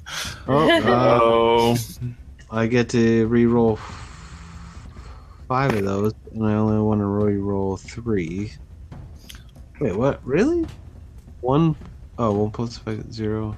Yeah, they're all effects. Yeah. 3. It's funny. All that vicious, though. Mm-hmm. Re-roll those, and that's 6 effects. 6 damage. So 6 damage, 7 damage. Or, I'm sorry, 6 damage. 12 damage with vicious. I'll use a momentum to make that 18 damage. Spend it all. And it has an effect, intense quality, so that whatever damage that, however many wounds that does, it doesn't 1 more. Okay. So 18 damage. Oh yeah, that's not cool. Tell me how he dies, because even Well, with as his I said, armor- he kind of just strides up to him, very objectively, and just with 2 hands swings his axe like underhand, and like a golf club kind of splits the guy's jaw. and split it does, right off of his face. His head also turns around so quick from the strike that you hear his neck also snap, and there is just nothing is good. Nothing is good, and nothing will ever be good again. Jamil dies. For him. Yes. What does he have on him? Good job, Kelly. Man, Yep. it's like I you're a like bunch it. of thieves or something.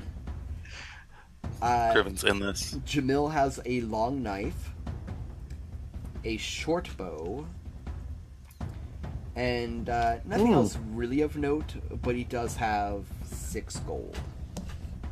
Nice. Perfect. Stacking up some gold here.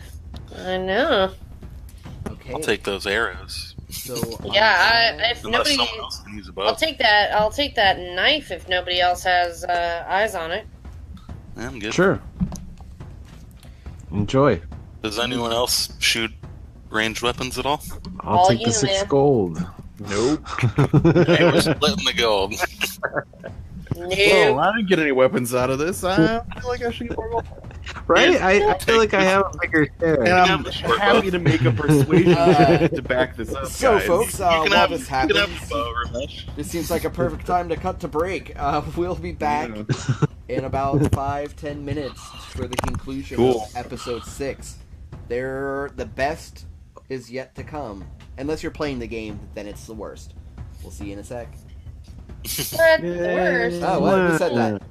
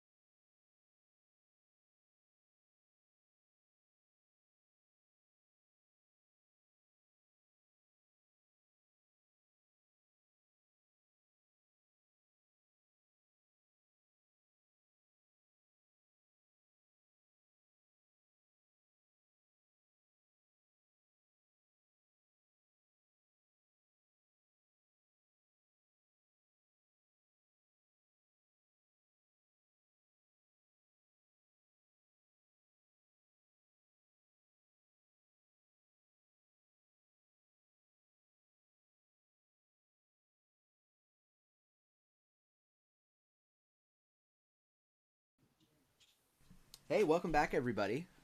Thanks for hanging out during that break. I hope you're all enjoying episode 6. The slaves are freed. Jamil, the thief taker, who had such a great, threatening name, is dead as all hell let loose. I want to take this moment before we get rolling again to do a few thank yous. As always, thank you to Modiphius. You make awesome games. Conan, Adventures in Age Undreamed of, being the full title, is fantastic and uses the 2D20 system, which also their relatively recent release of Star Trek also uses.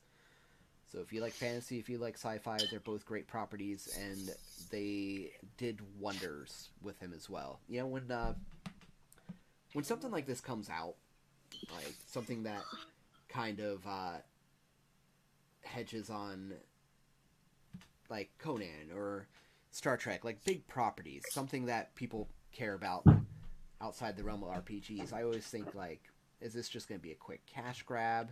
You know, do they happen to somehow get the license and they're just going to throw something half-assedly out there and be like, hey, here's this game that we're not going to support after 3 months, but buy it now and give us our money.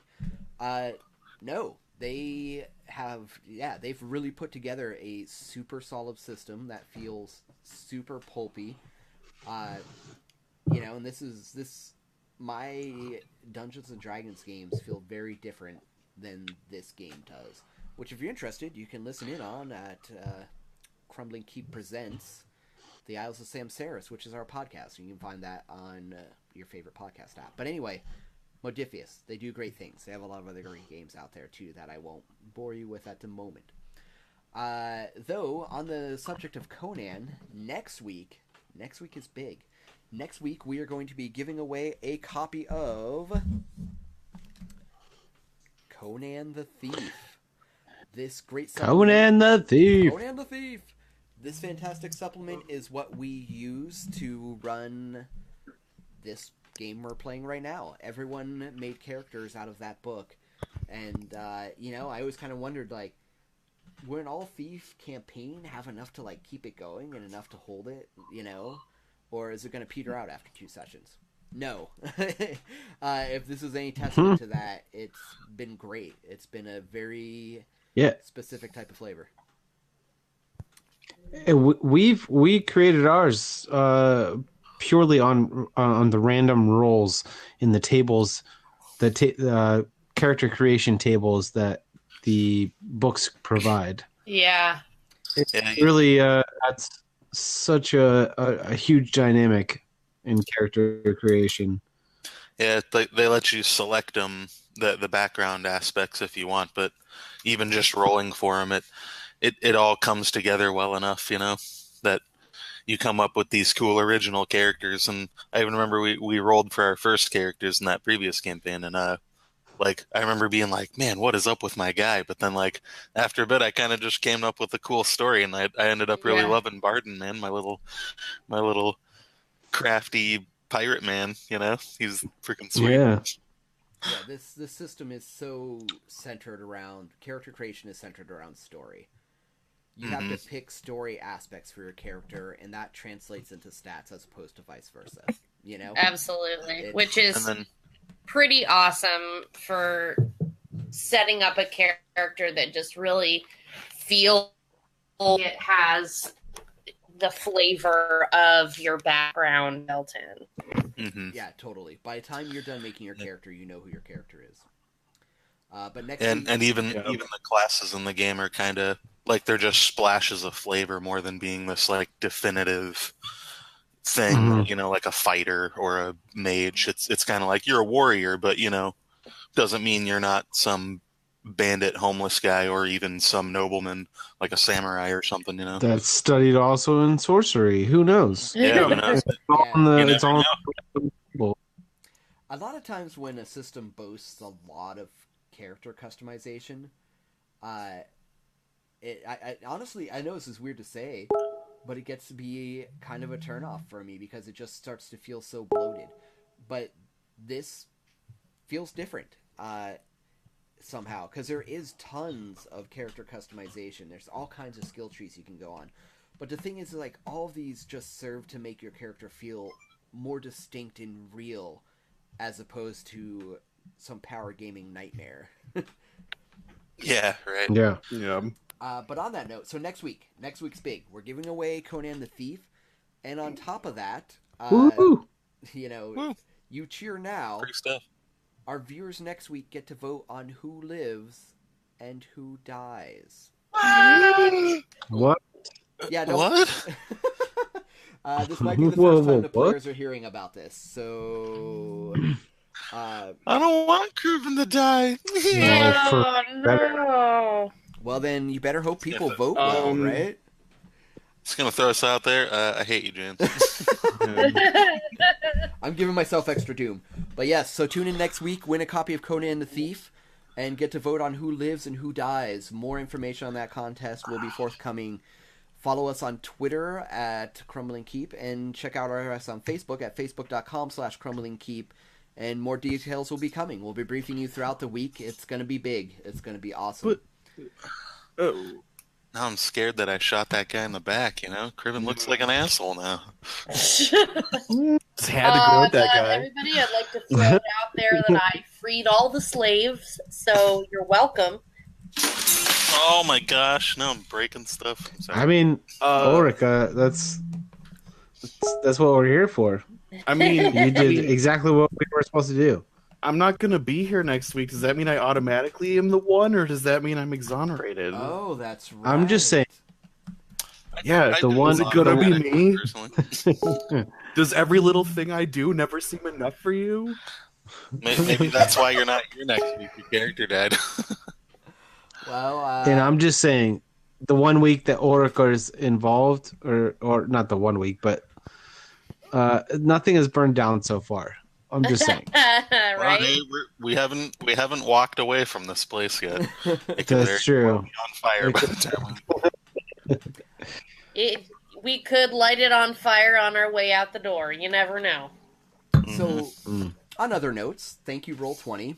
As I've mentioned, I think every single episode we've done, Roll20 has allowed this group to be meeting for years upon years upon years now. 3 of us are in Portland. Transcontinental. Yeah, Transcontinental.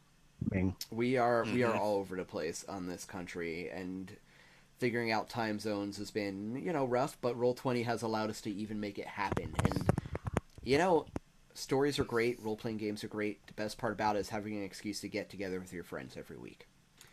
So thank you, Roll20, for that. The music has been brought to you by Sirenscape. Fun little piece of Tales from the Tower trivia.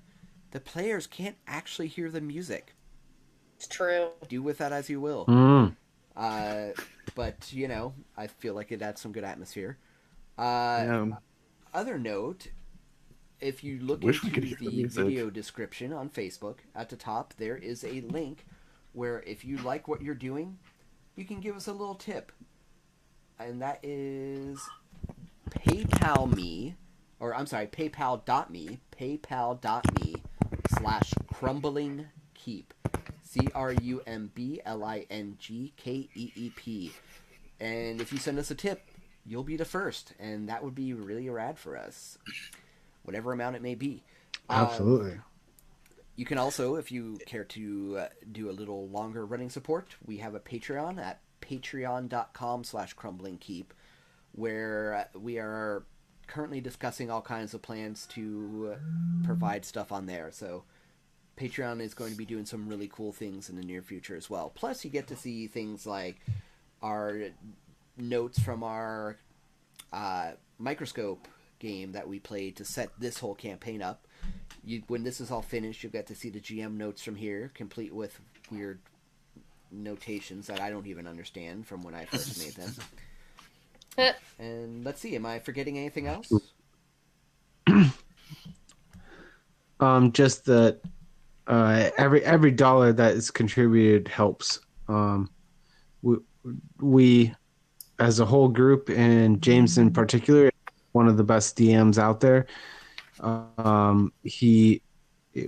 that money directly contributes to the progression of this adventure of ours as in real life humans.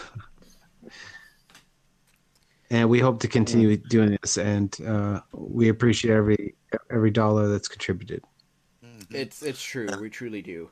And that is like that's going to directly translate to better lighting, better cameras. Everyone can get a camera, microphones, you know? So anything you give us is just going to help the quality of this all. Yeah.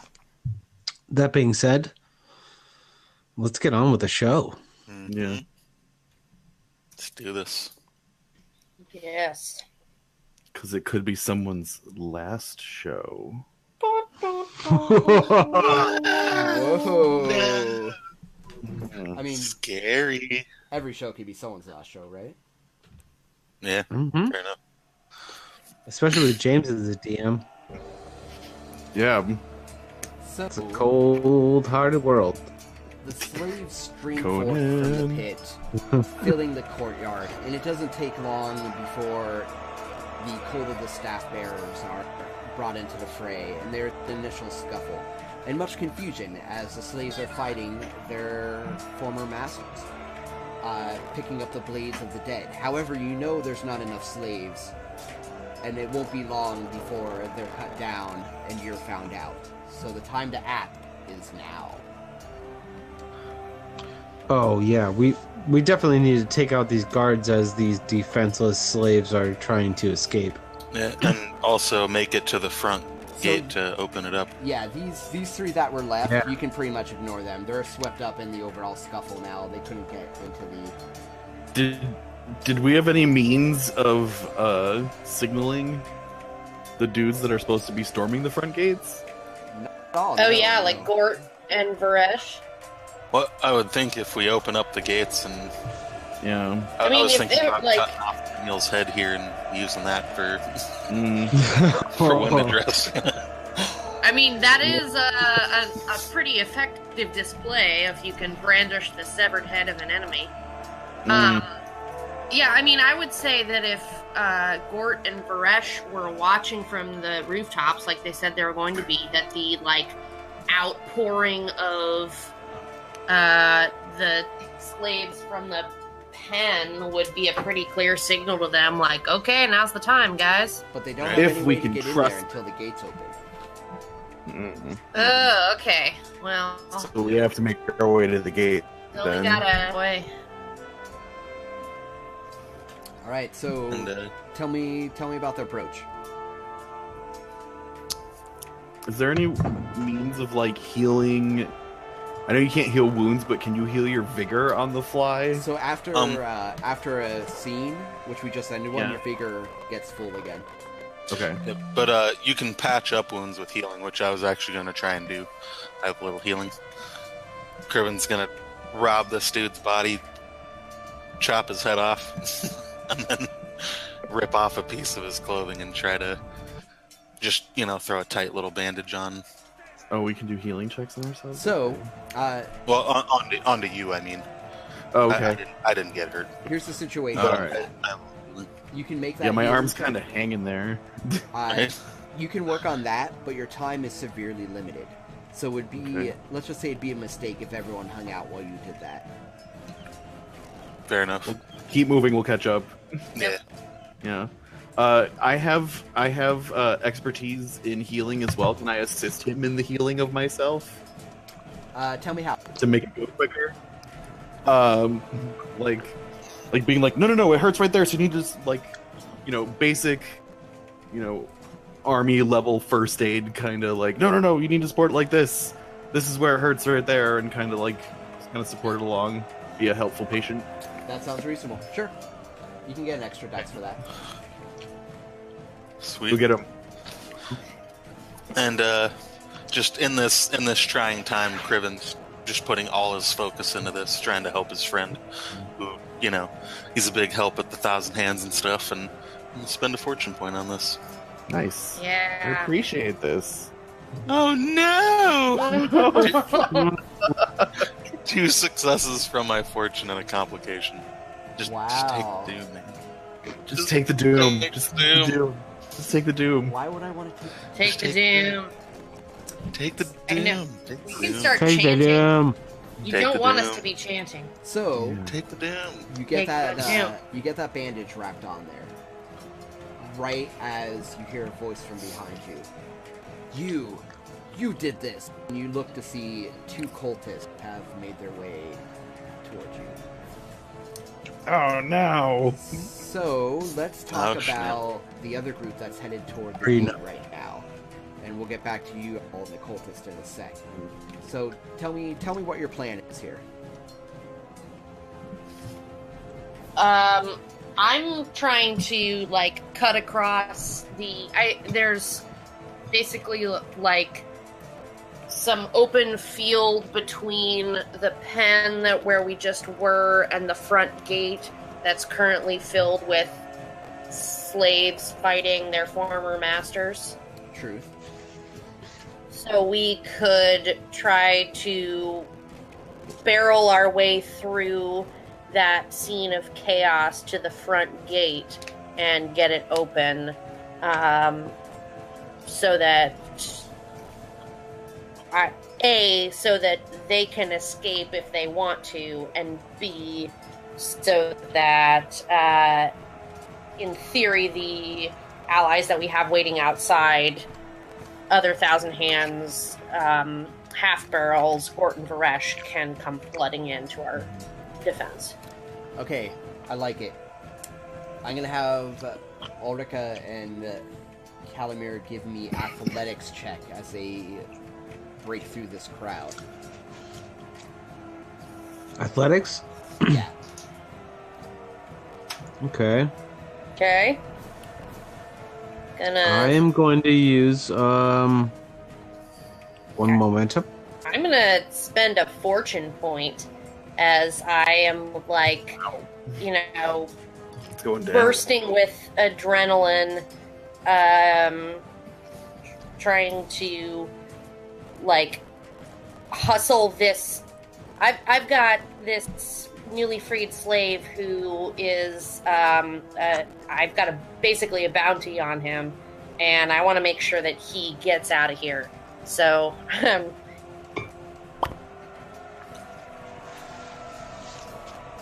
James, did you say Ulrika or Calamir? both of us. Yeah. Both of Oh, you. okay. Yeah. Okay, so that's 3 successes. Wow. Okay. Same. Uh, 3 successes. so that's going to be 2 momentum altogether. So it's a 2 difficulty test. So there's just like a surge of humanity of slaves fighting cultists, and there's even some of Yurkar's boys in there as well. And you push through them, breaking through crowds, tossing people aside, ducking when you need to duck. You fend off a few blows, and for the sake of glossing over this, bring out your swords when you need, and deal death when needed to some minion cultists, cutting your way in wide swaths across this combat going inside. Looking around you, you can see that it's obviously not going well for the slaves, who fight with desperation trying to overthrow their former masters. But they're weak, and they don't have the numbers, and they don't have the weapons, try as they might. You reach the gate, and as you're going to it, you see one of the cultists scream, "They're trying to breach the gate!" And the cultist swings an axe and cleaves into the rope attached to the crank that will open the gate, severing it, even as you kill them moments too late. No. It looks like you could attempt to lift the gate, but it's not going to be easy. Gort! Gort! Can I get the, like, giant hulking mass of muscle that is Gort to get over here and help us lift the gate from the other side? That sounds like some Deus Ex Machina. Let's talk fortune point. Huh? Yeah. Fortune point for a Gort. Alright. Do Alright, it. yeah, I'll spend that. Okay. Nice. So, on that note, let's switch back to our party in the slave pens in front of the two cultists who are at close range. Can Well, can I give them? I want to like give you advantage on just like outright killing them really quickly, unless you want to like try to schmooze our way out of this. But I figured you were just gonna kind of knife them down. Yeah, I was gonna pull out my sword. Can I? wait, you're helping Ramesh. Yeah, Kriven's helping Ramesh. yeah, Kalimir has nothing to do but protect you guys. yeah. So if Well- anybody's coming, You're not in. Yeah, you guys ran ahead to the Yeah. gate. And You're with me and Ulrich. Ramesh are- I'm Yeah, back. we're in a different spot Yeah. now. Yeah, oh, okay. Yeah. we're still in the pit, like by Jamil's body and stuff. We protected the horde as they approached the gate. Okay. All right. Go Can ahead. so I want to use a persuasion check, not to like hurt them or anything. But what I want to do is give them like the Marty McFly, like, what the hell is that? And see if they'll turn around so that Criven can kind of just ice them Tell you what, I will. while they're distracted. I'm gonna count that as a help action. And you can add a dice. to Kriven's Cool. attack. You're pretty convincing. That seems legit. All right. Yeah. Griven just whips out his dueling sword and just tries to run one of the dudes right through. And I'm actually going to spend 1 momentum on that as well. For a total of 4 dice. That's 3 successes. Can I give you one of my fortune points on this too to make sure we just ice these fuckers? I was probably going to spend 1. All right.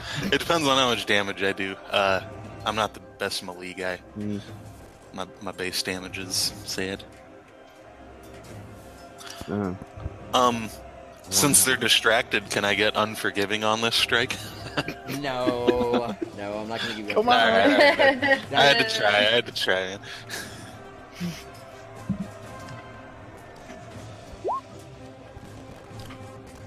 there you go. And I'll spend the 2 momentum I just got on damage, and 1 on piercing. So, 5 damage, 4 piercing, or 2 piercing. Sorry. Yeah. Okay, so that's gonna wound one of them and kill them. Tell me what that looks like. As Ramesh gives them like the holy crap, look that way, they kind of twitch a minute, and Kriven just whips out his dueling sword and like a fencer, he folds his left hand behind his back and just jabs this dude right in the leg. And then he's gonna spend a fortune point to draw the sword and try to slash the other guy right across the chest. Oh my. Okay. Nice. Nice. Perfect. Can I still get that extra dice from Ramesh's help on the second strike? No. I'm gonna Can have to go Ramesh back. spend a fortune point as well to give it to him for more dice? You can spend a fortune point to take another action if you want to use the help action again. Yeah, I do. Okay, so tell me what it looks like though. How are you helping them now? I go. Look over I there. go- It's not going to work again. I go. Wait. I can take an action too. Yeah, you can spend a fortune point on doing an extra standard action, and I think you can spend a fortune point to pretty much interrupt an action, like Cool. it's like an immediate thing. This is Nice. Yeah. I'll hit him with my fan. Then why not? Okay. just as he's looking back, just smack. Yeah. And that way we can both hit him. And I'll spend two momentum to actually try to hit. All right, you only need a Still one, so shitty. that's gonna hit. Cool. Oh, nice! Oh, and then some bad things happen, like every single roll I've done tonight. Oh, well, actually, when you're helping me out, you just contribute Yeah. the dice to my roll. Oh no, he was So- actually so you striking didn't him need- this time. No, but I spend mine to attack him too. Oh, okay. So as you hit him, I also thwacked him with my battle fan. But I'm taking some Uh, doom. Okay, that's fine. I'll spend. I got two successes. On those 3 successes I got, I did roll a 4th dice because I thought he was helping me. Should we just reduce it by 1 success or something? Just take away the last dice. Or should you I roll rolled, again? Which the last dice you rolled seemed to not be successful anyway, so you look good. Ah, yeah. Yep. So I'll add that 2 back up. Some damage. Poke. Oh.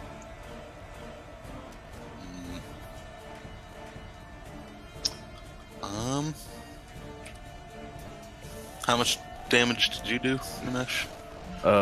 2, 3. I'll spend my 1 momentum that I got from hitting him on a 3rd damage. Cool. And I'll spend the 2 I got on damage, and then 1 on piercing. There we go. Okay, So so that should how much is hopefully that altogether? Between both of you? 3 from Ramesh, Mm-hmm. 3 from me, and then mine's 2 piercing. Yeah. Okay. So the other cultist, after falling for the "oh, what's that over there" trick, spins back around just in time to get the double strike. So yeah, you guys, you kill him.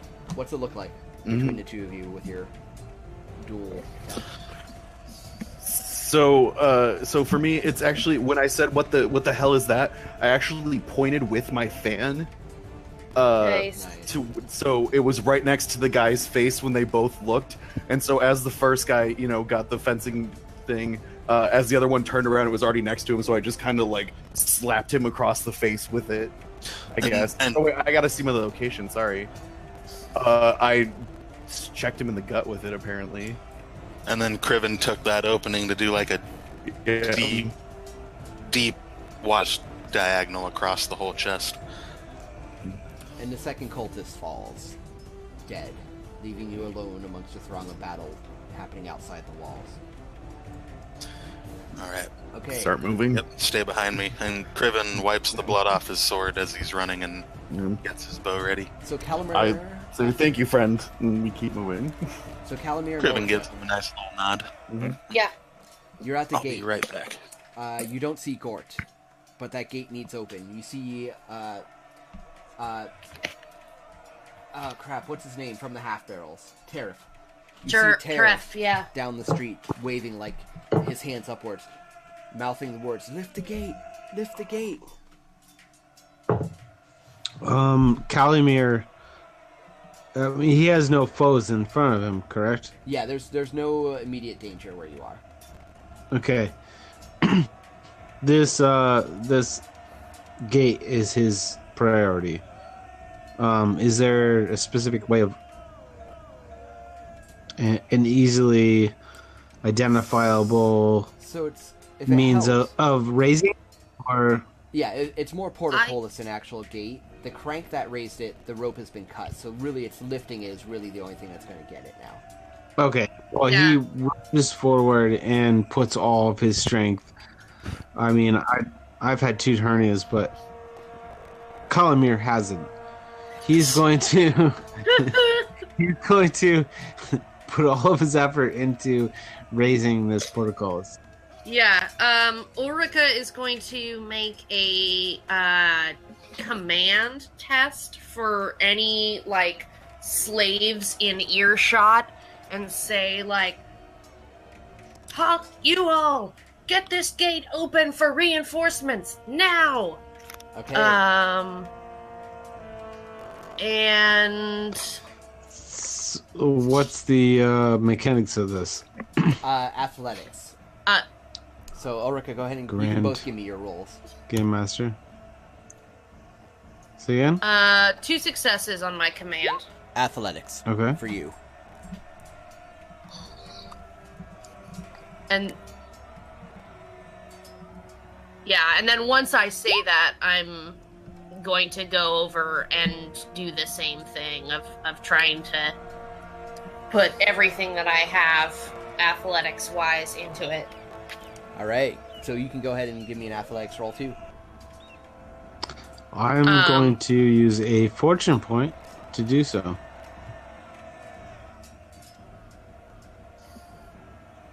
Speaking of which, the fortune point that I spent on having Gort appear out of nowhere, Just hold on to that. not happening.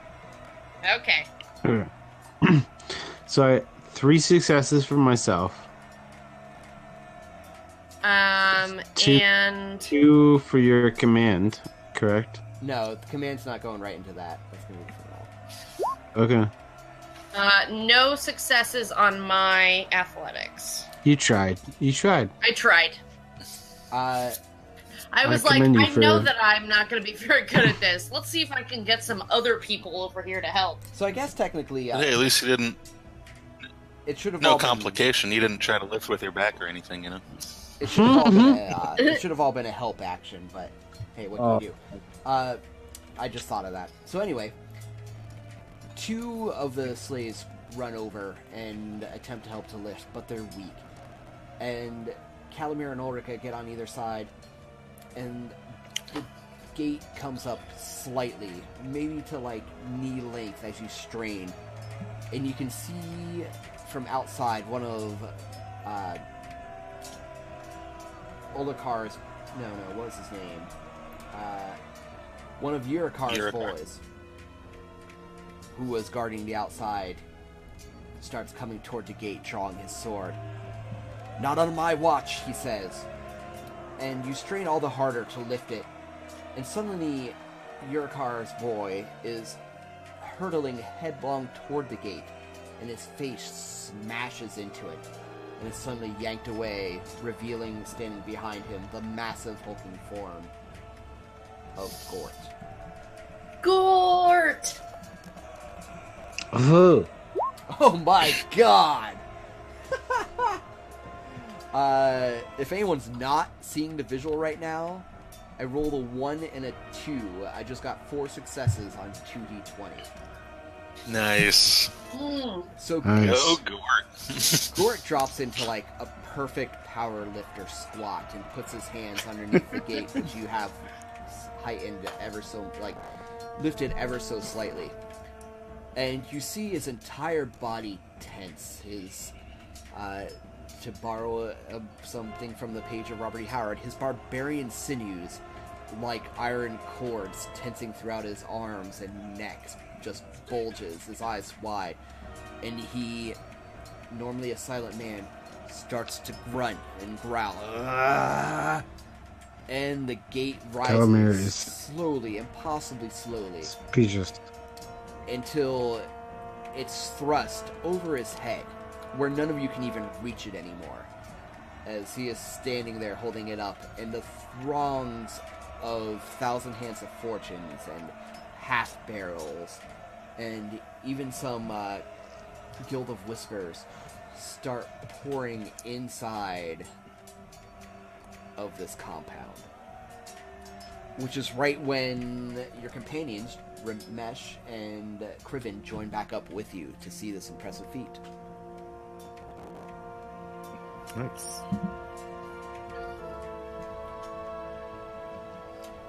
Terra fronts inside with a bunch of his half-barrels, and they're already red-faced. They've prepared for battle like any half-barrel does. They're sloshed. It's a damn miracle that they managed to follow the sign and get in when they were supposed to. But they release no time in cutting their way through these cult of the staff bearers. Most of these people, they're not fighters. Their danger comes from something that is not their swords. And this battle starts to turn against them.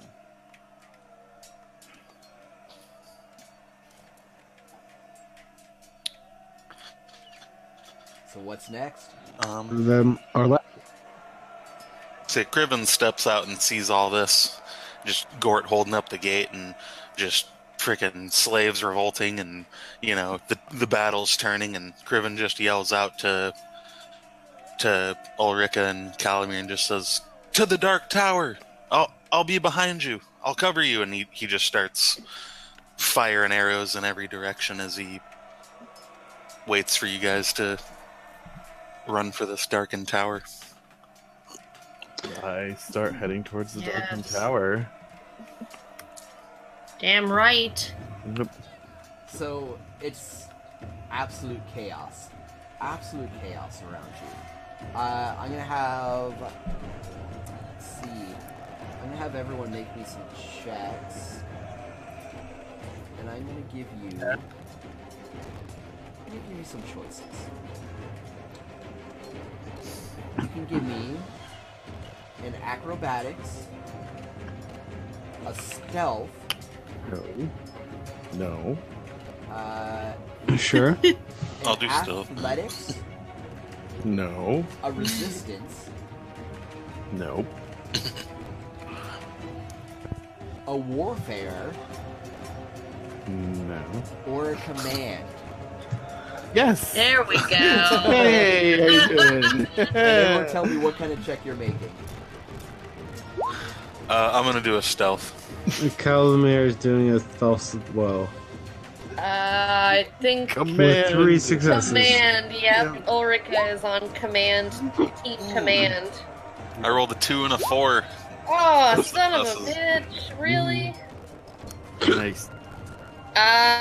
Well, that relates to my ancient bloodline. So James, take a doom, and I'm gonna roll 1 extra d20. Nice. Ah, are you kidding me? That ancient bloodline ain't so ancient. I know. I'm saying. Maybe it's too old, getting a little musty, go. right? Yeah, right. Is there any that weren't successful? Gonna reroll that 19 there. Nice. Because I can. Why not?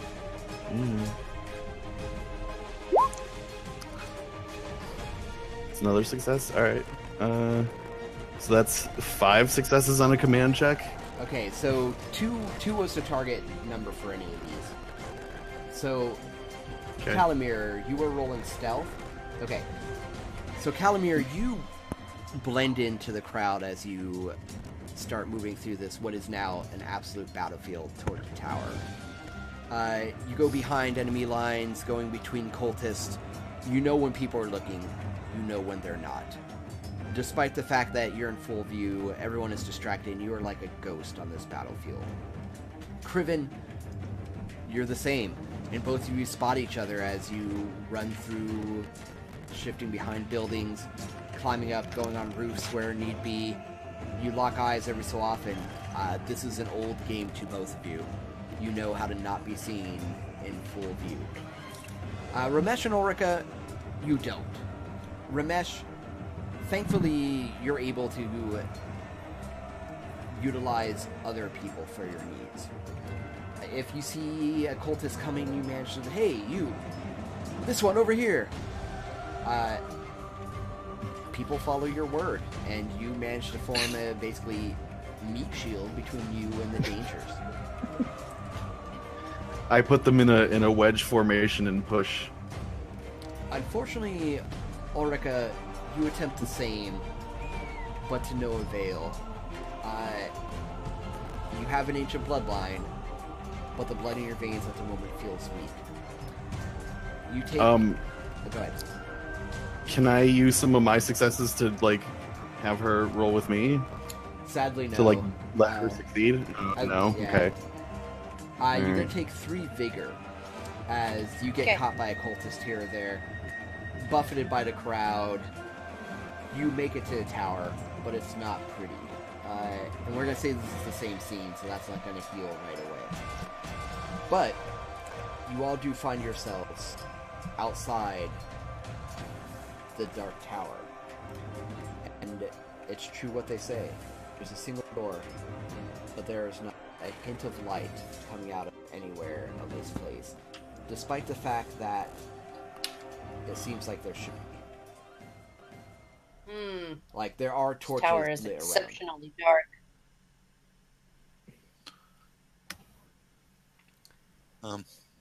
Once Criven sees that we're all here, he gives a nod to Calamir and approaches the door and slowly pushes it open in a stealth-like fashion. A cold breeze comes out of there, much colder than it should be. Everyone make me a discipline test. Oh. Wow. Ooh. We have 3 momentum, right? Yeah. I'm gonna spend 1 on that. I can reroll on a discipline test. Nice. 1. Let's spend my fortune on this. Let's spend a Ooh. fortune point. Oh, good thing, because otherwise I lack discipline. Fail. Damn. Mm. Alright,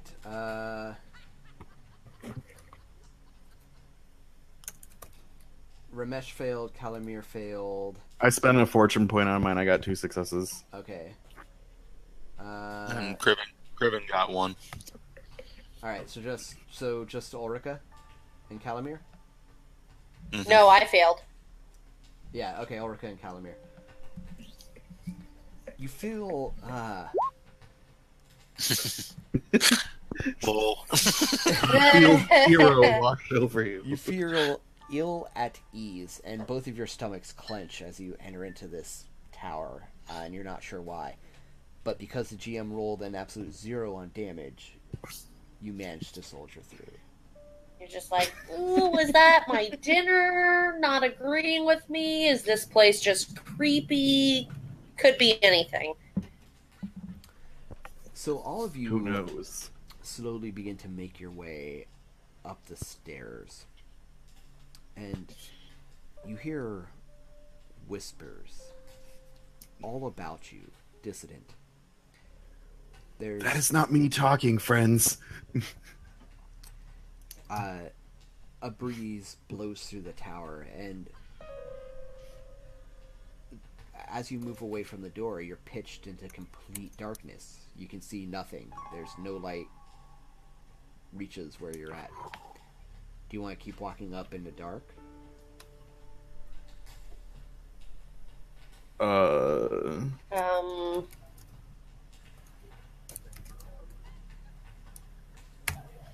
I would say, like, if we could get a torch.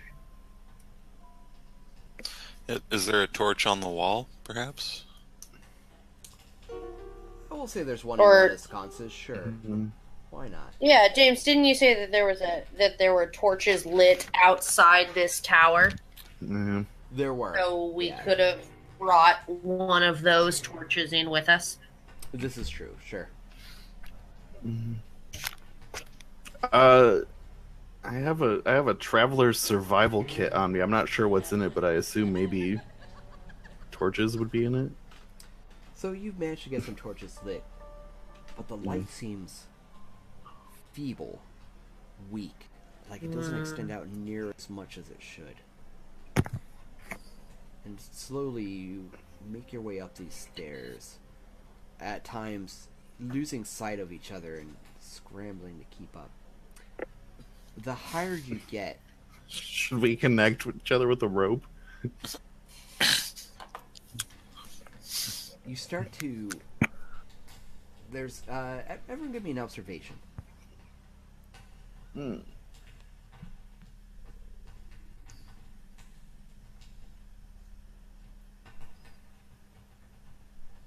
Nothing.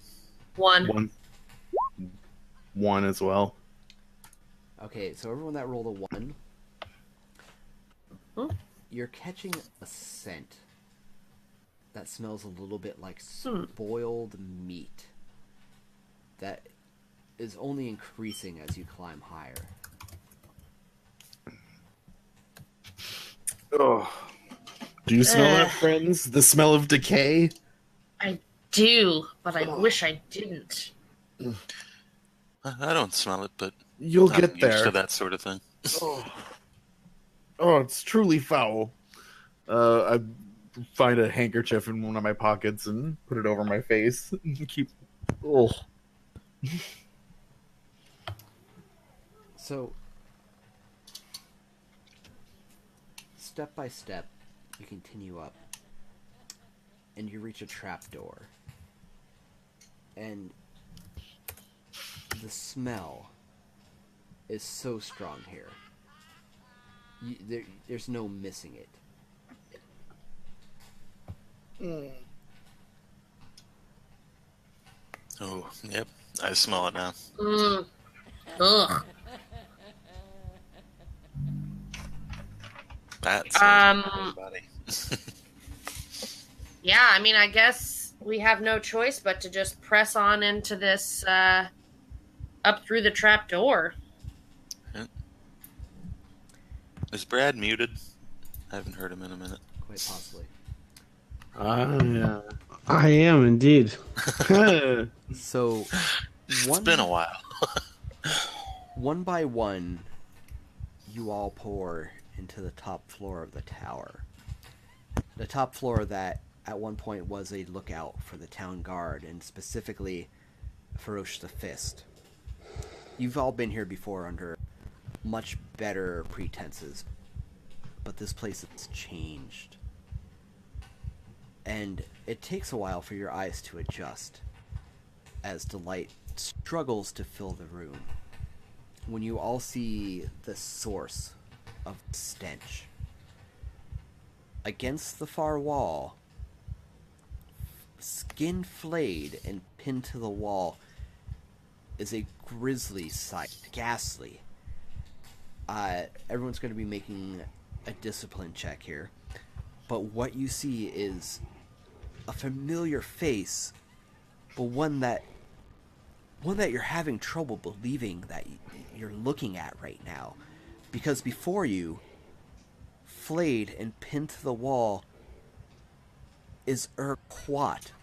But Urquhart as you knew him. Urquhart as the big hulking brute that led the Guild of Whispers, red-faced, like Brock Lesnar who ate too many tacos. As opposed to the Urquhart that you've seen needing the cult of the staff. Ugh. Oh. Give me those discipline Remember we were checks. talking about what a blood eagle is, guys? This is what it is. He did not look like that in his final days. He didn't. But no, we can confirm he's dead. He most certainly didn't look like that. Gonna re-roll one of those. Criven's gonna spend a fortune point on this. Nah. 2 successes, no complication. No, I chunder. Yeah. Yep. I'm gonna stop. Just. Yep. Alright, so Calamir, you need to roll yet. And make your discipline check. Okay.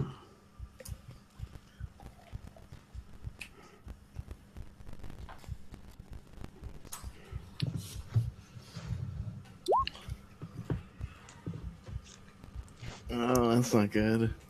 Priven, you spent a fortune point, you said, right? What was that? You spent a fortune point? Yeah, I spent a fortune. Okay. 2 successes. So you managed to steel yourself against this grisly visage. You feel sick to your stomach, but after what happened to you with the scarring, you've seen some things. Everyone else takes 4 mental wound. Not wound, I'm sorry. Wound, because trauma is the worst one, right? Yeah. Yeah. No. You guys Wounds should at least it should depend. I'll give a ruling on how close we are to each other right now, but I'm an inspiring leader, so that gives everybody 2 mental soak, 2 morale soak while they can see or hear me. But if they're within close range of me, they get 4 morale soak. I will say that they are within range of you, but Wounds and trauma are the same thing. yeah. I guess I But meant one resolve. is physical, one is mental. Yeah, I guess I Yeah, meant and resolve. they're both called So it would have been damage to Yeah. resolve. But, wounds and trauma are harm. so Ramesh, tell me what this looks like as you steal everyone.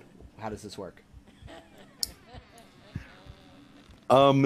So as everybody everybody starts to get a little horrified by that, I'm gonna dig deep a little bit into my past, and kind of keep everybody use my knowledge to keep everybody focused on the mission at hand. And so before anyone can really react to it, I go like, "We have places to be. We can't stay here long." And like get everybody to snap back to what we're doing, and like, crack a joke with it too, like throw up later.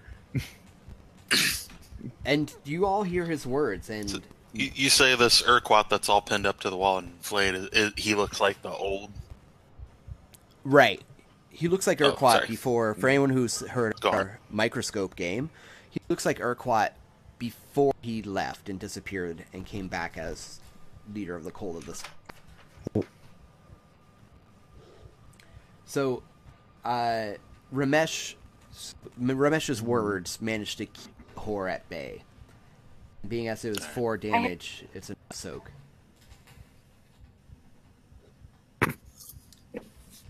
I'm sorry, was someone saying something? Whew. Okay, so even as you say that, I was just saying it looks like the old Urquhart before Yeah. he left. Yeah. right. And Ramesh, even as you're giving these words of solace, Urquhart's head starts to rise, Well, and you can can we hear vertebrae by track vertebrae down that cell? snapping into place.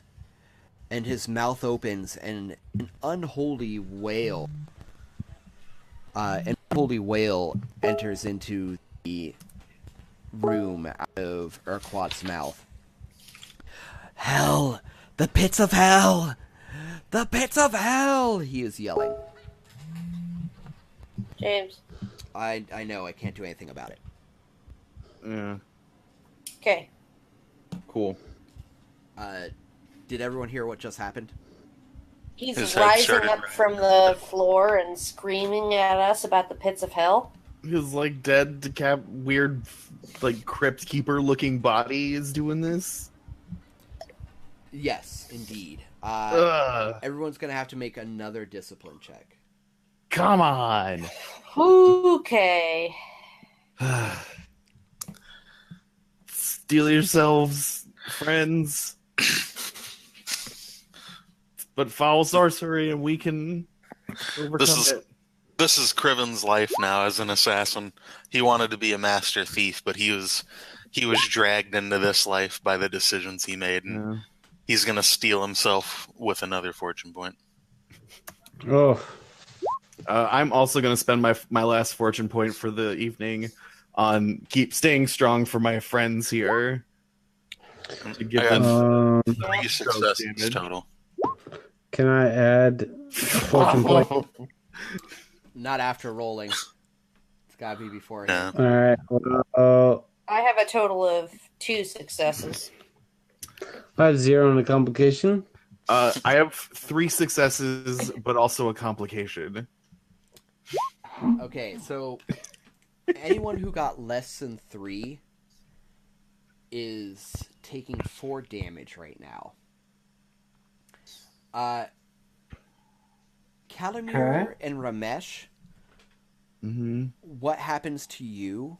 That's almost enough for a wound. What happens to you looks the same to any outside observer. Both of you, like, back up against the wall, start clawing at it, fall down into the fetal position.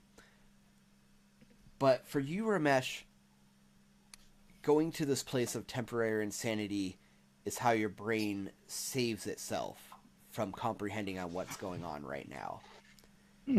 Unfortunately for you, Calamir, for you it's only your brain's inability to cope with this dark sorcery in front of you, this horrific visage, as this obviously dead man is screaming, and it appears will not stop unless made to. Ugh. Someone cut its head off.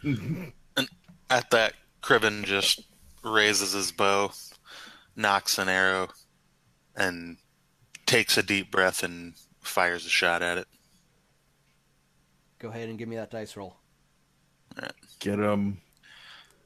And with my deep breath minor action, that's a free dice I'm gonna throw onto that roll. Nice. 2 successes. 2 successes, it was going to be enough. Yeah. So Should I roll damage, right? No, not necessary. Cool. As if in reaction to the tear in front of you, your arrow lets loose, almost by pure instinct, and goes through what was Urquat's head. And the screaming stops, and whatever spirit inhabited this flayed body is gone once more, leaving you alone in the tower with nothing but your questions. Can I make a sorcery check to maybe recognize the sorcery we just saw? I'll tell you what. If you want to give if you want to spend your carousing researching this, I think that's allowed. Sweet. But I think we're going to actually cut it there on that scene. Did anyone actually suffer any mental trauma through that? Did anyone get that far or no? No. Yeah, if my fourth thing held up for both rounds, then that should have protected everybody both times. Okay, yeah, that's legitimate. Yeah. That is super handy. Yeah. Morale soak is kind of rare. I was basically trying to build Ramesh as a bard, and it was the only power that looked like a bard. So I went with it. So Perfect. Thanks everyone for joining us. Oh, hi Jeffrey. Thank you for joining us as well. You got here just in time for horrible things. We gotta take that head with us and present it, to everyone because we're great. That is an I was actually excellent just point. say, Criven totally grabs the head with the arrow sticking out of it. Gotta show everybody that Urquat is, in fact, dead. Well, he's not just dead, but his old self is dead. Yeah, right? This is Urquat from years ago, not the Urquat we saw recently. Weird, freaky shit. Yep. What a twist. Right? So, yeah, thanks everyone It's for like, tuning in. where's Jarvis, Yeah, that certainly, Jarvis was not there. I can tell you that. If you can't get enough Conan in your life, one of our viewers here right now, Jeffrey Locke, has a Conan stream that happens as well. And Jeffrey, if you let me know when that is and where people can find that at the moment, I'd be happy to send some people your way. But yeah, thanks again everyone for watching. Thank you Roll20 for making this a thing. Thank you Modiphius for creating Conan. Hi AJ. AJ's here too. Hi AJ. AJ and Jeffrey. There was earlier times where you're like, uh-oh, what do we do here? What's the rule? But just remember next week is going to be our book giveaway and also the vote for who lives and who dies. Your viewers' votes will really matter as to who makes it through the next session as, things might be going downhill a little. Let's put it that way. Oh, no. So if anyone's interested in supporting us, there is a link at the top of the episode description. If you go to paypal.me/crumblingkeep, paypal.me/crumblingkeep, you can drop us a little tip, or Patreon/CrumblingKeep to become an ongoing supporter. You can follow us on Facebook. You're probably already seeing us on Facebook, but just in case, facebook.com/CrumblingKeep. We're on Twitter @CrumblingKeep. Anyone have anything else? Crumbling keep. Oh, also You guys Crumbling are great. Keep. Yeah. Woo. Yeah. Thanks, everybody. All right. Yeah, thanks for watching. Bye. Have a great night, and we will Yeah. see you next week. Have fun next week, guys. Yeah, Ah, thanks Ramesh, for- you'll be out of the country, but really, Yeah.